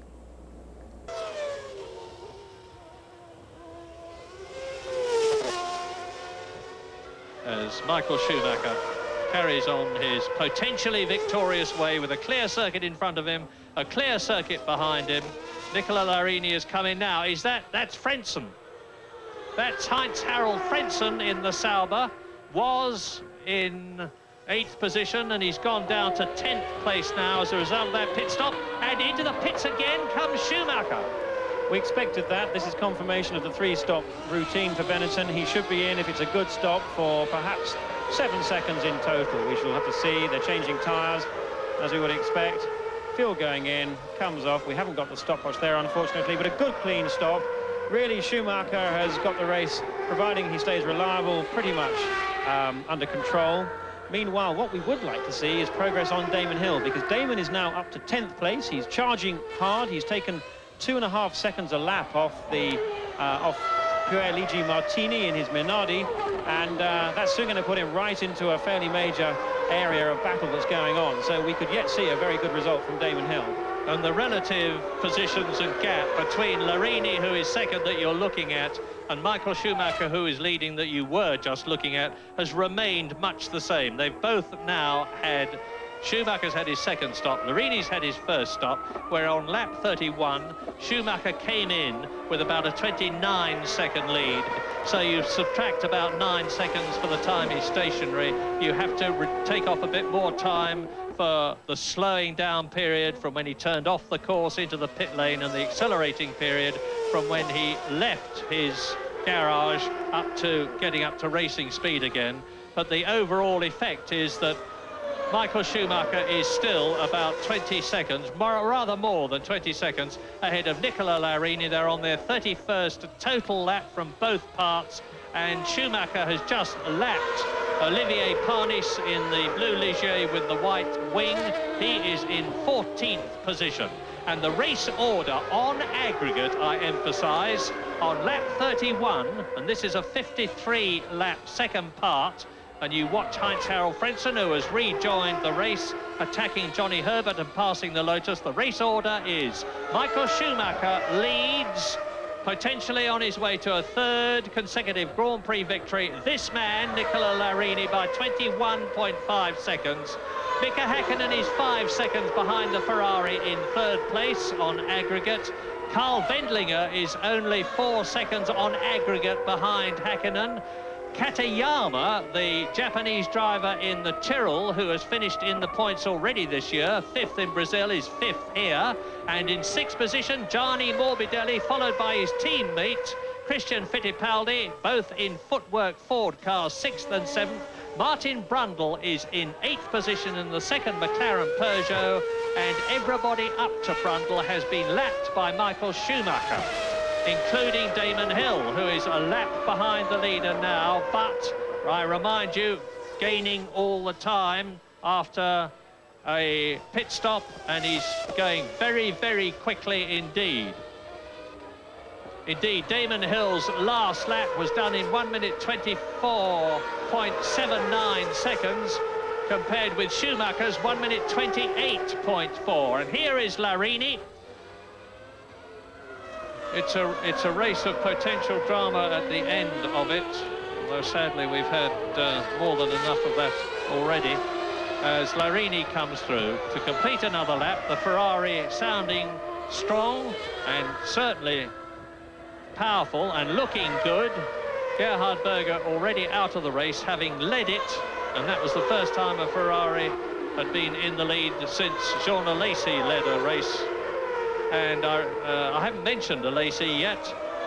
Nicola Larini, that we're looking at now, is driving in the 2nd Ferrari because Jean Alesi had a very nasty accident in testing at Mugello, damaged his neck, and has sensibly decided to stay out of racing, as did JJ Leto, until his neck is really good and strong again, as a result of which Larini took his place in Japan, has taken his place here, although we hope that Jean Alesi, the tremendously popular French Sicilian charger, will be back in the 2nd Ferrari at Monaco in 2 weeks' time.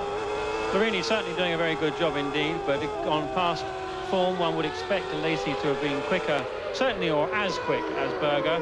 But since the last Grand Prix in Japan, there has been, although it's settled down now, a bit of controversy about the Ferrari team, because it transpired that following the first practice session, that's not the official qualifying session, but the practice session on the Saturday at Aida for the Pacific Grand Prix, the Ferrari came to the FIA and volunteered the fact that they had developed a form of power modulation device in which it's not strictly a traction control device, but nevertheless a mechanism in which, and that looks Schumacher being squeezed there. Now, Andrea De Cesaris, who's just being passed by Michael Schumacher, is battling for 12th position on aggregate, for 11th position on aggregate with Johnny Herbert. And De Cesaris has got ahead of the Lotus. And as I said earlier on, they were both occupied with their battle and not too exercised about letting Schumacher through, but he's got past.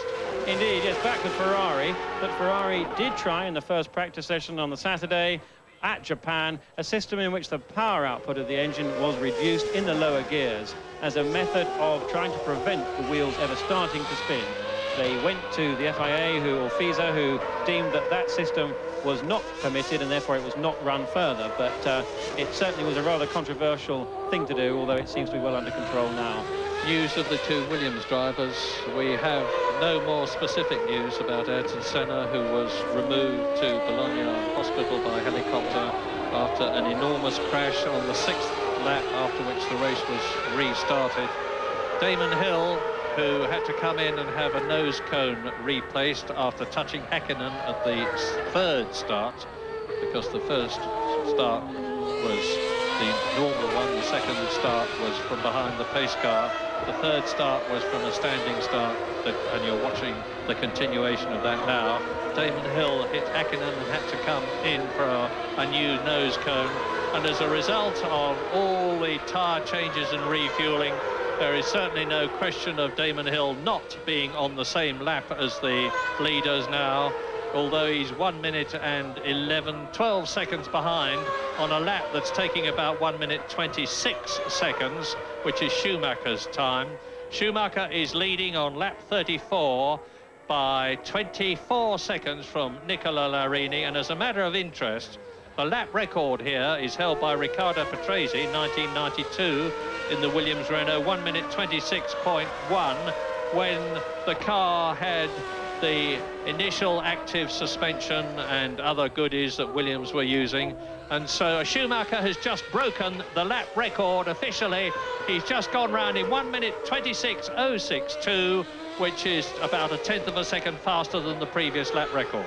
That previous lap record being set 2 years ago because last year the weather conditions were variable, it rained for much of the race, and that's why it was not broken last year. But what's interesting too is that despite this year's regulations removing active suspension, removing traction control, and not reducing the downforce a great deal, the cars this year are in fact faster, and that the pole position from Senna was a 1:21.5. That was half a second faster this year, despite those benefits, than the cars had in 1993, or rather the pole position in 1993. Schumacher has just smashed the lap record again, 1 minute 24.4 compared with the previous lap record 1:26.1. But the second fastest man on the track is Heinz-Harald Frentzen in the retired and refueled Sauber Mercedes. He's gone round in 1 minute 25.4. That's a second slower than the man you're watching, Michael Schumacher. And there's a tremendous battle between Nicola Larini for second place with Mika Häkkinen. Larini is 5 seconds on aggregate in the Ferrari ahead of the McLaren Peugeot of Mika Häkkinen. So for the second race in succession, the new partnership of McLaren and Peugeot are in the top 3 positions. It was Martin Brundle in the Pacific Grand Prix in Japan. It's Mika Häkkinen in the San Marino Grand Prix in Italy. And the race order on lap 36 on aggregate, Michael Schumacher in the Benetton Ford, there he is, leads Nicola Larini's Ferrari by 27.3 seconds. Third is Mika Häkkinen, 32 seconds behind the leader. Fourth is Wendlinger, 39 seconds behind the leader. Fifth is Katayama in the Tyrrell Yamaha, an excellent drive, 45 seconds behind the race leader that you're looking at. Fittipaldi and Morbidelli in the footwork Fords are 6th and 7th. Martin Brundle is 8th. Damon Hill is 9th, a long way behind Brundle. Into the pits comes Carl Wendlinger from 4th position, and this will give Fittipaldi the opportunity to move up into 4th position, and that's a good stop, just on 9 seconds. But it looks to me as though Wendlinger has gone way. It was very, very close for 3rd, 4th, 5th, 6th and 7th. We're with Häkkinen now, And you may soon start to see the Ferrari come into sight. No, you won't, because Häkkinen at the present moment is lapping about half a second slower than Nicola Larini's Ferrari in second place. And Katayama is now fourth, Fittipaldi is now fifth, Morbidelli is now sixth, Wendlinger, as a result of that tyre stop, has gone down to seventh, and he's only 6 seconds ahead of Martin Brundle, who is 9 seconds ahead of Damon Hill in ninth position, with Frentzen to make up the top 10 in the second Sauber, 14 seconds behind Damon Hill. It's getting to be close behind race leader Michael Schumacher, who, if he just keeps going in the reliable Benetton, looks as though he has the San Marino Grand Prix in his grasp. It's a very good result indeed, a very good performance from Katayama. Häkkinen to the pits now. Häkkinen in third position, and I expect to see this would be really interesting and significant. Yukio Katayama moving up into fourth position. Yeah. Very good stop from Häkkinen there. That is the final McLaren pit stop. Certainly the final McLaren scheduled pit stop there is second of two. And Katayama indeed going very well indeed, saying that there's been a lot of development from Tyrrell, that they are now involved this year with Jean-Claude Migeot, the aerodynamicist who worked indeed with me when I was at Tyrrell in 1989, having set up an independent development research company, Fundamental, and indeed the aerodynamic development of the Tyrrell is being carried out and has been carried out to such good effect by Jean-Claude Migeot's Fundamental operation in conjunction with Harvey Postlethwaite and the engineers in Italy. So as you watch the Ligier, we're on now lap 39 with Michael Schumacher leading the race, and there is news from Steve Ryder in the pit lane. Yes, it's news from the hospital, and it's done absolutely nothing to lift the spirits here in the pit lane. The first indications from the Maggiore Hospital in Bologna that Ayrton Senna is in an extremely grave condition. The report is of a grave head injury. Ayrton Senna is currently in a coma. We understand from the hospital that for a while his heart stopped. He was put on a respirator. His heartbeat has now been restored, but his condition remains extremely grave. Senna, who went off in that high-speed crash at Tamburello, the second attempt to start this race. And the official word from the hospital is that his injury is extremely grave and Ayrton Senna is in a coma.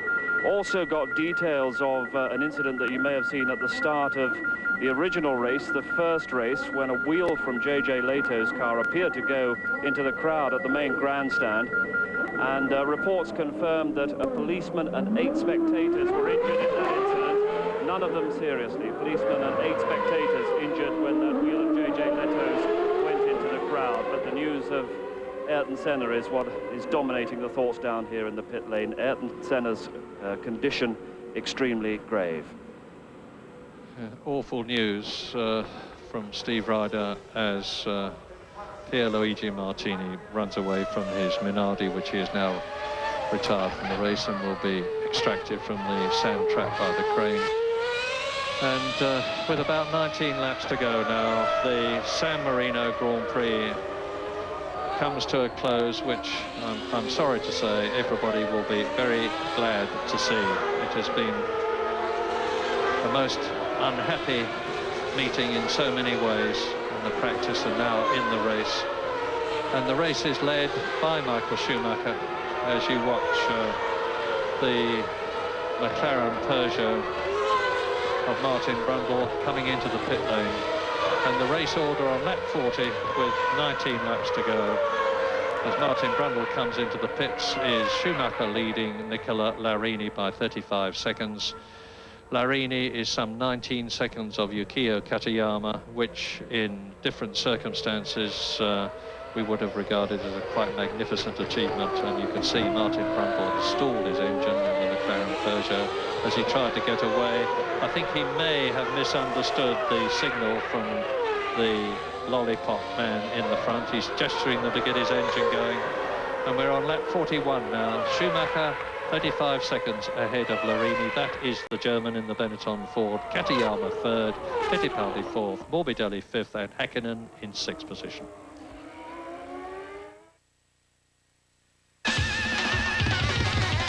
do on the road? Oh, man, you don't drive on it. Delivery boys drive on it. Now take the Volkswagen Golf. It hugs it, it caresses it. It takes it out for dinner, then it calls it back the next day. All with a 2.0-liter Medtronic-tuned engine that puts it in a class all on its own. I'm talking about German engineering. I'm talking safety.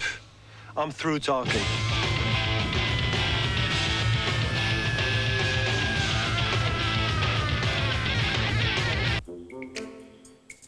I feel good about it. Me too. It's true. I've never done it like this for 2 weeks. I'm a morning person. 7:30 on the dot. Brian and Laura have been eating Kellogg's All Brand as part of a complete breakfast every day for 2 weeks, and they feel good about it. Kellogg's All Brand. Try it for 2 weeks, and you'll love it forever. How'd you like it this morning? It was great.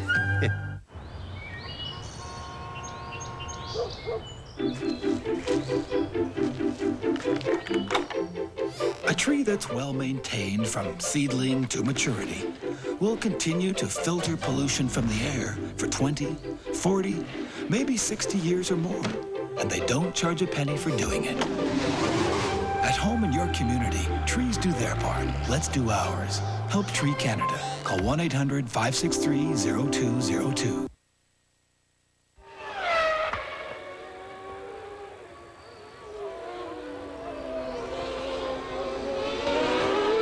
Schumacher there, using the standard version of the Ford Z-Tech engine. He used the development engine yesterday. Ford continuing to try to push forward the barriers of the performance and increase its performance towards that of the Renault. And indeed, I chatted to him to see how the performance of the Z-Tech compared to the HB engine he ran last year, and he said there was a difference. It revs 1,000 RPM more, which must put it over 14,000 revs, which is a great deal for a V8 engine. It's a very efficient engine like its predecessor, although clearly some way yet off the horsepower figures of the Ferrari and the Renault. If Michael Schumacher wins this race, and we're watching the Ligier there pursued by one of the footwork cars, that of Gianni Morbidelli, who is in 7th place. As I said, Morbidelli rolls to a standstill. He is out of the race, and that will mean to say that Frentzen moves up into a 7th position on aggregate. But as I was saying, if Michael Schumacher wins this race, it will give him limited satisfaction to have won it in the very unhappy circumstances that obtain here at Imola at the present moment. It would give him another 10 points in the World Championship, and Rubens Barrichello, who is 2nd in the championship, is not racing. Damon Hill, who is equal 3rd with Berger, who is retired, only had 6 points, and Hill is not in the points at the present moment. Jean Alesi, who's in 5th position in the championship, isn't here today. In fact, the only man in the top 6 in the championship, who is Christian Fittipaldi, on a mere 3 points compared with Michael Schumacher's 30 if he wins this race, and Fittipaldi is in 4th place now. So if this race runs to a conclusion in the order that it is now, as far as the leader is concerned, Michael Schumacher would have increased his substantial World Championship lead to a massive World Championship lead. Schumacher comes up to lap Frentzen, so he's lapped up to 8th place now. We saw earlier the Ferrari of Larini. Larini really going extremely well. He's lapping as quickly as anybody, bar Schumacher. And bear in mind, too, that he's still got a pretty heavy fuel tank. We know that his strategy, the Ferrari strategy, was only to stop once. There's Schumacher going by Frentzen, just to stop once. So that means that he's carrying, must be 130, or was carrying immediately after his stop, 130 litres of fuel. So a very good performance from Larini. We expect this race to run to 58 laps on aggregate, 5 from the first leg. It stopped on the 6th leg, and on the 6th lap, I'm sorry, and 53 laps from this 2nd leg. And we're on lap 43 at the moment. So there are 15 laps left, with Michael Schumacher a very comfortable and commanding 40 seconds ahead of the Ferrari of Nicola Larini that you are looking at as he makes his way up to the very alta. Ukio Katayama is in 4th position because Now Mika Häkkinen has moved up to third place. Indeed, the aggregate positions are changing by the second on the 43rd out of 58 laps. It's Schumacher, Larini, Häkkinen. Wendlinger is now only 2 seconds behind the McLaren Peugeot of Mika Häkkinen, and only 3 seconds ahead of Yukio Katayama, who has been displaced from third. In fact, there is the Japanese driver in the white Tyrrell, and you can see behind him he has Mika Häkkinen, who is third on aggregate. We're riding with the Finnish driver now, young 25-year-old Mika Häkkinen from Helsinki, although he lives in Monaco at the present moment, and he's closing up on the much improved Yukio Katayama, who got himself a pretty unenviable reputation last year of spinning out of more races than he finished in. But this year, in the notably advanced and improved new Harvey Postlethwaite designed Tyrrell Yamaha, the Japanese driver is showing that he's a very mature and, for his age, capable driver.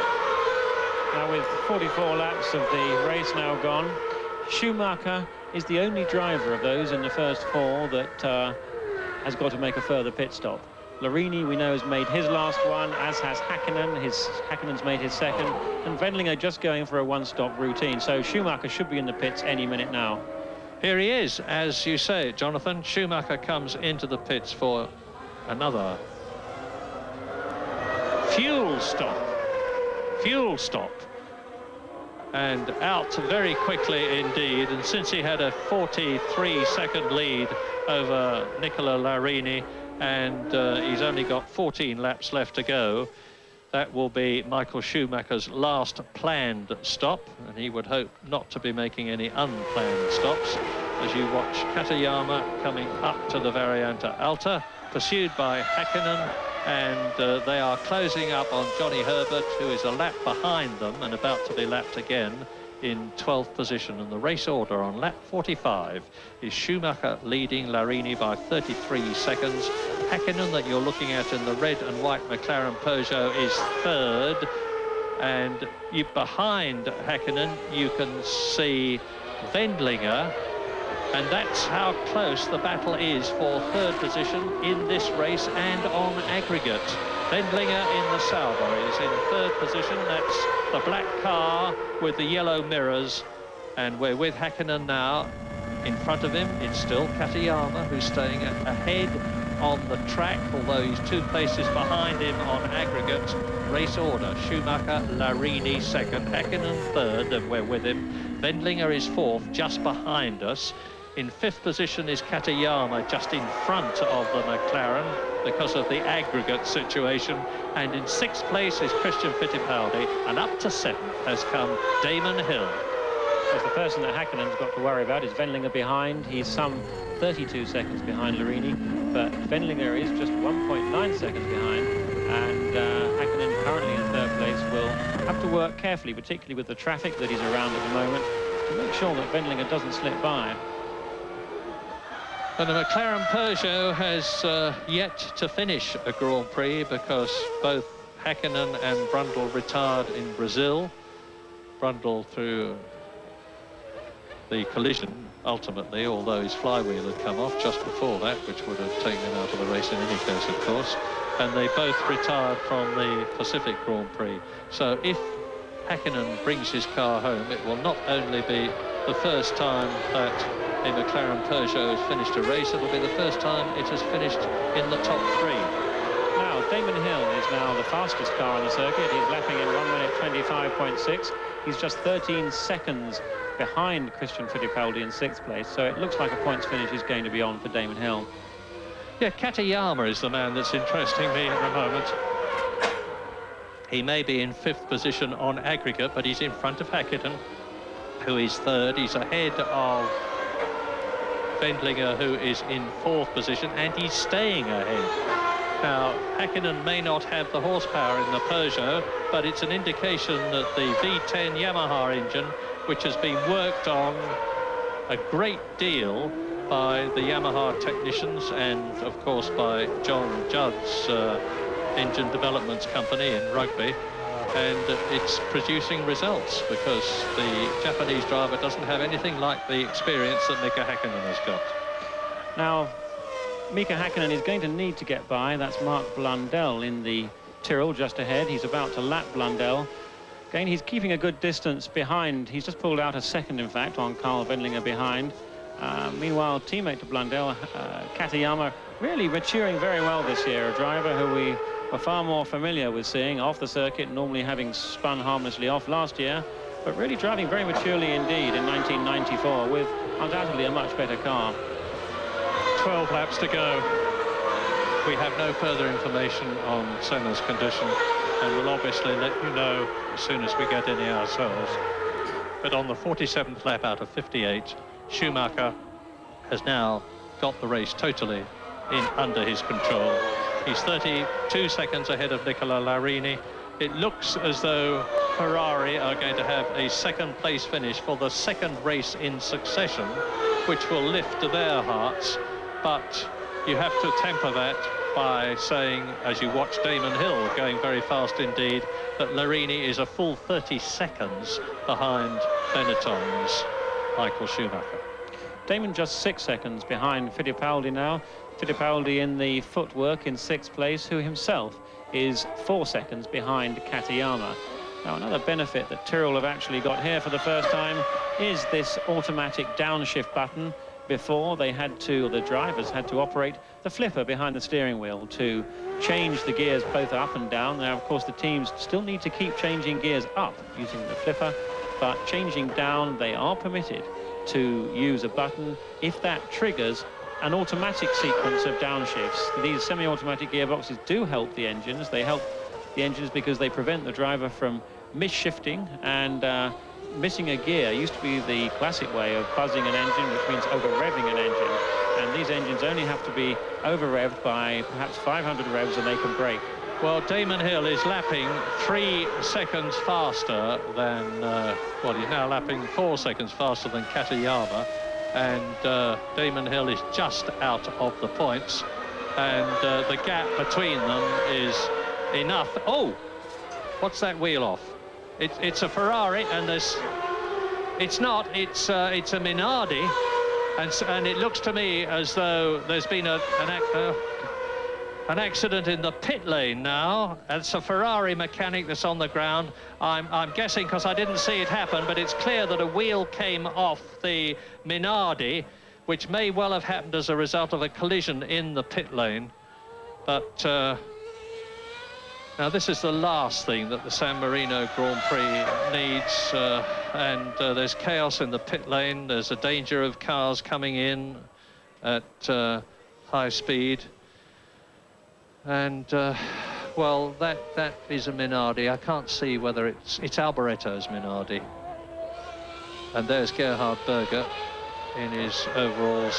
Yes, it might be, in fact, that the right rear wheel clearly has come off the car, possibly because it was not put on properly with these very rapid pit stops. There's a big responsibility on the mechanics and the team and the person controlling the pit stop to make sure that the wheels are all on and done up tightly before the car accelerates hard out of the pit lane.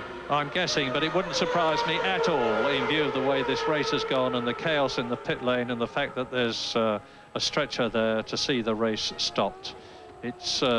It's run the mandatory distance of 3/4 in order to enable full World Championship points to be awarded, although that is a bit irrelevant now too. And I wouldn't be at all surprised to see the red flags come out to stop one of the most unhappy races it's been my ill fortune to watch in my entire Grand Prix viewing career. And on lap 50 now in this 50-lap race, as you see the medical attendant come up to the stricken Ferrari mechanic. Michael Schumacher is 35 seconds ahead of Ferrari's Larini, who is about 40 seconds ahead of Mika Häkkinen in 3rd place, who is 2 seconds ahead of Wendlinger in 4th. Katayama is 11 seconds behind Wendlinger, and he's 5th. Katayama 6th is Fittipaldi, and there is still 6 seconds between Fittipaldi, the last points scorer at the moment, and Damon Hill, who is in 7th place. And Schumacher has now lapped everybody up to, but not including, Heinz-Harald Frentzen, who is in 8th position. And the problem in the pit lane, as you can see, continues. And back on the circuit, we've got Martin Brundle in 9th place, and 11th place is Mark Blundell in the Tyrrell, with Johnny Herbert in the Lotus, having a difficult time with the Lotus back in 12th place. Lotus still relying on their 1993 car with the older version of the Mugen, which is some 45 kilos of the car, 45 kilos overweight. Well, Wendlinger was held up by Katayama there, who had been passed by Mika Häkkinen, and Katayama will know he's in 5th position and he's fighting for places, and he's probably not all that aware of the aggregate situation, and he knows that Wendlinger is one of the men against him, and he would be anxious not to let him get past.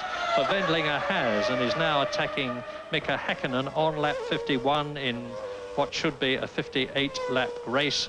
And as that caption shows you, the 2 men that you are watching, who are 3rd and 4th, are separated by just over 2.5 seconds, they being both team members who are looking for a 1st, 3rd place for their current teams, because McLaren Peugeot have yet to finish on the rostrum, the top 3 places, as have Sauber. Sauber had a 4th place here last year when JJ Leto took that position, 4th position for the Sauber Ilmor team, as it was then. It's the Sauber Mercedes team now. We're on lap 51, coming up towards the closing stages of it, and that is a replay of what happened. You see Michele Alboretto's car with the wheel bouncing off. He's obviously, I really don't know, but I would think it's more likely that the wheel wasn't put on than that he hit something. If you remember, Nigel Mansell had a similar problem in the Portuguese Grand Prix the year before last, when the wheel nut wasn't put on properly. The wheel came off as he was exiting the pit lane, and it takes virtually no time at all for a car to build up to 100 miles an hour. That is De Cesaris, who has retired from 10th position in the closing stages of this unhappy race. Interestingly, De Cesaris is the most experienced driver in Grand Prix, although you wouldn't believe it looking at that. He's finished, or certainly started, 190 Grand Prix in his career. He's been off throughout the winter, having driven for Tyrrell last year, and was drawn into the Jordan team after the Eddie Irvine suspension, and has had a difficult time. The Jordan team have had a very difficult time too, with De Cesaris being in that position. He crashed in testing at Mugello, and here we have a replay. Yes, you saw the wheel fly off Alboretto's car. I hope I'm not maligning the team when I suggest that the wheel may not have been put on properly. But it didn't. It's not a situation where you would expect him to hit another car forcibly enough to remove a rear wheel. And there are now only 12 cars running out of the 25 who started this race. Now, I certainly agree there, Murray. There is nothing in the pit lane that can be hit that would certainly cause a wheel to come off, apart from the pit wall, and then it would have been the other side. But De Cesaris, he crashed in testing at Mugello, he crashed in practice yesterday, and he's also, of course, gone off the track again here today. And that's Damon Hill, who is now in the points in 6th position on aggregate. So this would move him up to 2nd equal in the World Championship with Rubens Barrichello, both on 7 points. If Damon stays where he is now, he might actually catch Fittipaldi on aggregate, because there is only 1 second between them, and Damon Hill is lapping 2 seconds a lap faster than Fittipaldi. In fact, I think there's little doubt at all that Damon would finish in 5th position. I can't see him catching Wendlinger, because there's 14 seconds between them, and Damon is only lapping about 1 second faster than Wendlinger in a race which, if my mathematics are correct, has only got 6 laps to run, including the one that we're on now. And Michael Schumacher is now up to Damon Hill, who is in 6th place. Michael having lapped Yukio Katayama, who is in 7th, And the German really is now just maintaining his race rhythm. He's not looking for any histrionics. He's not looking to break any records. He just wants to keep his rhythm going. His rhythm being a lap in about 1 minute 25 seconds, which is faster than everybody, even though he's got a 43-second lead. And I would expect him soon to catch and pass sixth place man Damon Hill. It certainly is that. It certainly is a lot faster than anybody, but it's still some 3 seconds slower than he went in qualifying. And with just 6 laps to go here, he can be expected to have a pretty low fuel load. So he's probably, by his terms, relatively cruising. And with a Grand Prix car, with a Grand Prix driver at the wheel, once one is 1 or 2 seconds off maximum pace, it really is pretty straightforward to drive at that speed. It does not feel particularly quick to the driver. He's very much coasting along and pacing himself. And I'm sure that, I know that Benetton team had a little bit of a concern about reliability here when the Z-Tech engine first came out. They came testing here and had 1 or 2 problems with it, as one would have expected. But they've certainly done their homework. They've got it together. This is a stressful circuit for engines, but he certainly seems to be showing no signs whatsoever of any problems at the moment.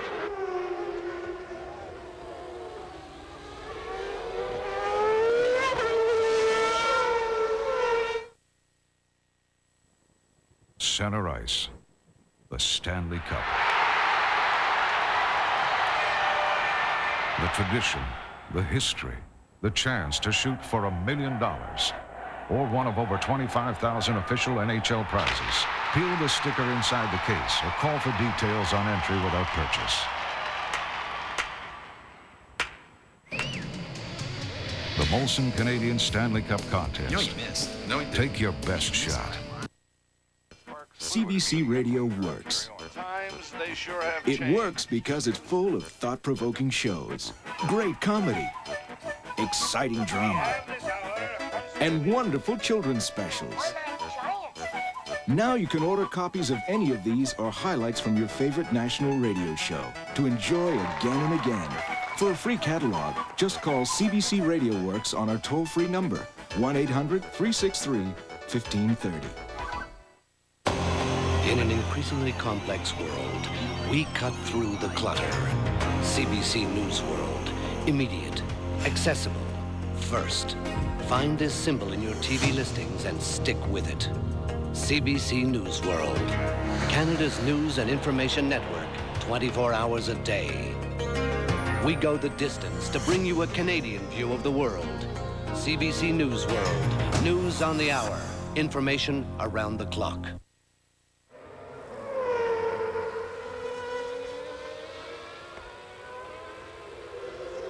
You watch Nicola Larini, who is indeed going to bring a Ferrari home in second place for the second race in succession if he can keep it going for another 5 laps, including the one he's on.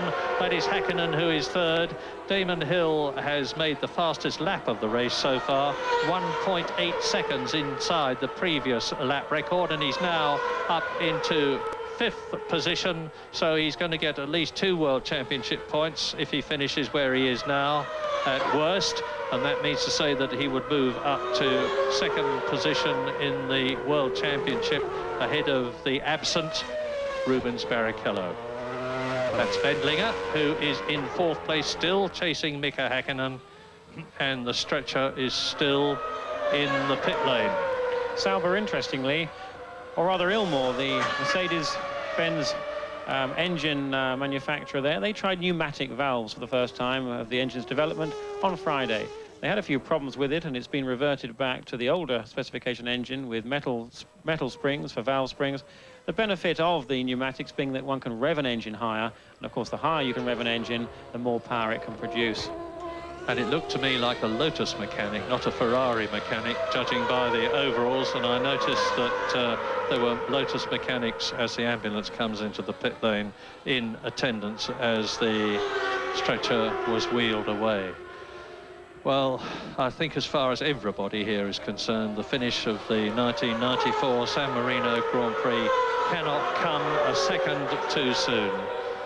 Wendlinger is now going quicker and is up into 4th position.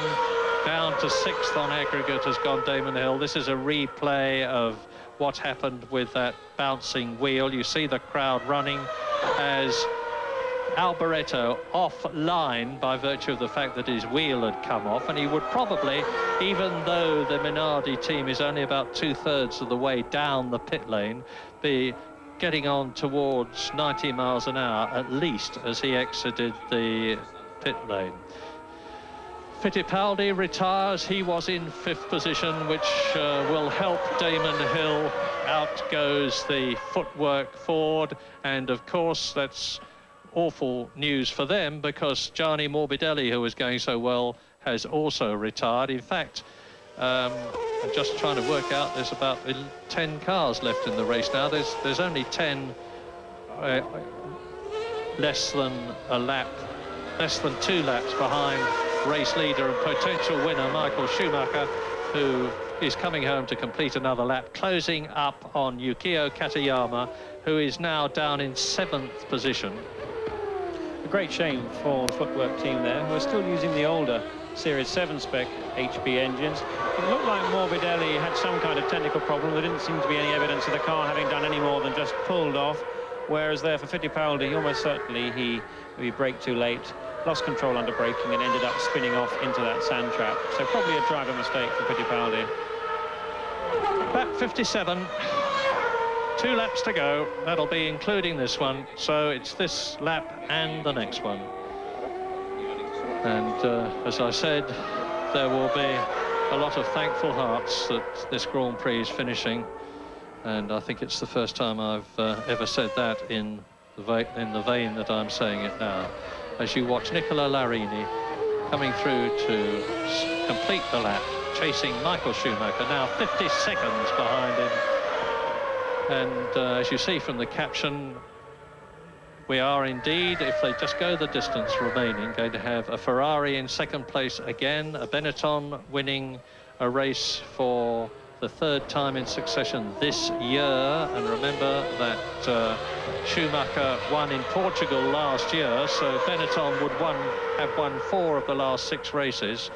And interestingly, for statisticians and historians, this would be the 6th consecutive race that the Ford V8 engine that so many people said wouldn't hold a candle to the V10s and the V12s has won an astounding record. Schumacher is now on his last lap. Larini is 52 seconds behind him. Häkkinen is about 15 seconds behind Larini, but only 3 seconds ahead of Wendlinger, who is 4th. Katayama has been lapped, is 5th. Damon Hill is 6th in the points and a lap behind, ahead of Heinz-Harald Frenzen's Sauber in 7th place. Martin Brundle is 8th. So it really does look as though both the McLarens are going to finish with their Peugeot engines.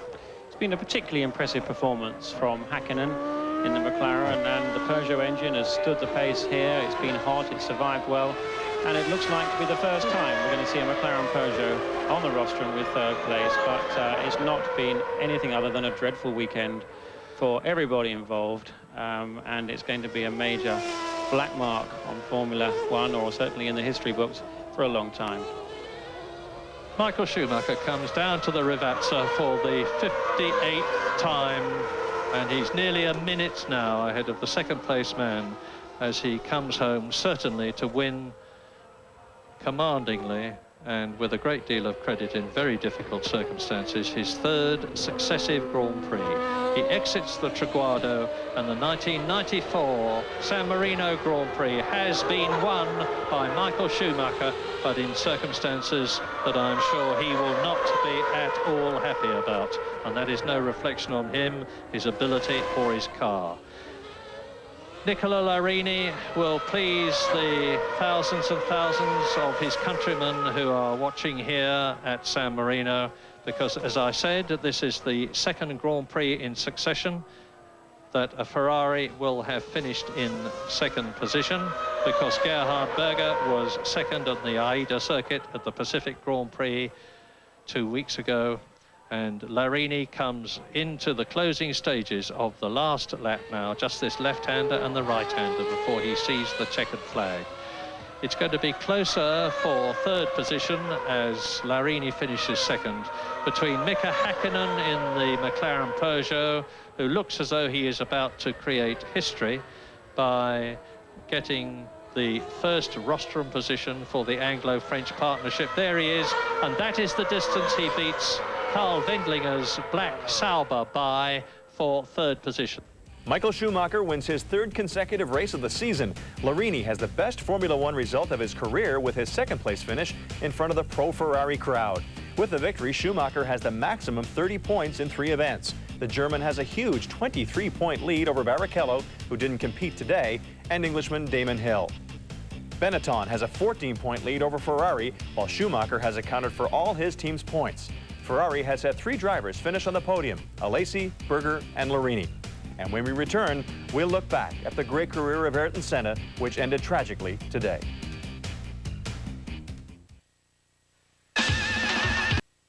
There is no champagne on the podium at Imola because no one feels like celebrating. It has been one of the saddest weekends in the history of auto racing. Michael Schumacher is now a perfect 3 for 3 this season, but clearly his mind was on fellow driver Ayrton Senna. Here's a look back at Senna's brilliant career. Ayrton Senna once said, "To survive in Grand Prix racing, you need to be afraid." But Senna seemed to be fearless in his 11 years on the Formula One circuit. Senna began his career with Toleman in 1984, but emerged the next year driving for Lotus. He won his first Formula One race in the rain in Portugal. Later that year, he added a victory in Belgium. In 1986, one of Senna's most memorable victories came in Spain. He defeated Nigel Mansell by 1/100th of a second in the closest race in Formula One history. Senna's car, Senna moves across, he's keeping Mansell back, and he wins. Mansell won't like that any more than he likes it. Senna joined McLaren in 1988. He won 8 races that year, and his last victory in Japan clinched the first of his 3 Drivers' Championships. Ayrton Senna crosses the line. Canada was kind to Ayrton Senna. He won twice on the Gilles Villeneuve circuit in 1988 and again in 1990. And he has dominated this race, Ryan. There's no other way around it. He's certainly driving as well as he ever has driven. The grid is clear. At that point, the 34-year-old was as famous for his competitiveness as for his skills. In the 1990 Japanese Grand Prix, his longtime rival Alain Prost accused Senna of deliberately colliding with him at the start. Both drivers were knocked out of the race, thus giving Senna his second world title. He has gone off too. But it was not until 1991 that the Brazilian was able to win on home soil. Second only to Pelé as a national hero, Senna again thrilled the thousands of adoring fans by winning in Brazil last year. Only 6 months ago in Australia, Senna captured his 41st and last victory in Formula One. He has the second most wins in the history of Grand Prix racing. An intelligent driver and a private person, Senna was more comfortable talking about racing than about himself. But he just didn't care about winning. Ayrton Senna believed getting the most of his talent was just as important. Go faster every time I sit in the car and win every time I am racing. While I'm racing, until I stop racing. That's my goal. And it's not to win one more championship or 2, or it's not. It's just every time that I am in the car to be able to go faster than the time before and to win every single time I'm in the car, although this is impossible. But that would be the perfect.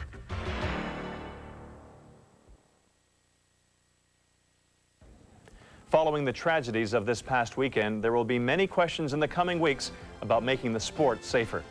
The next Formula One race takes place at the resort area of Monte Carlo. We will have the Grand Prix of Monaco 2 weeks from today on May 15th, following late local news. Our next IndyCar race is June 5th from the Badger State. It's the Milwaukee 200. That will also follow late local news.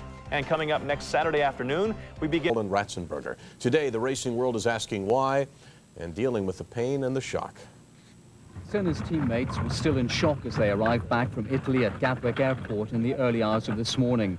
Their grief compounded by the questions still hanging over the reason for the crash. The Williams team were back at their headquarters in Didcot this morning, the front gate covered in flowers left by fans. Senna's colleagues already scheduled to be here today said the atmosphere inside was grim.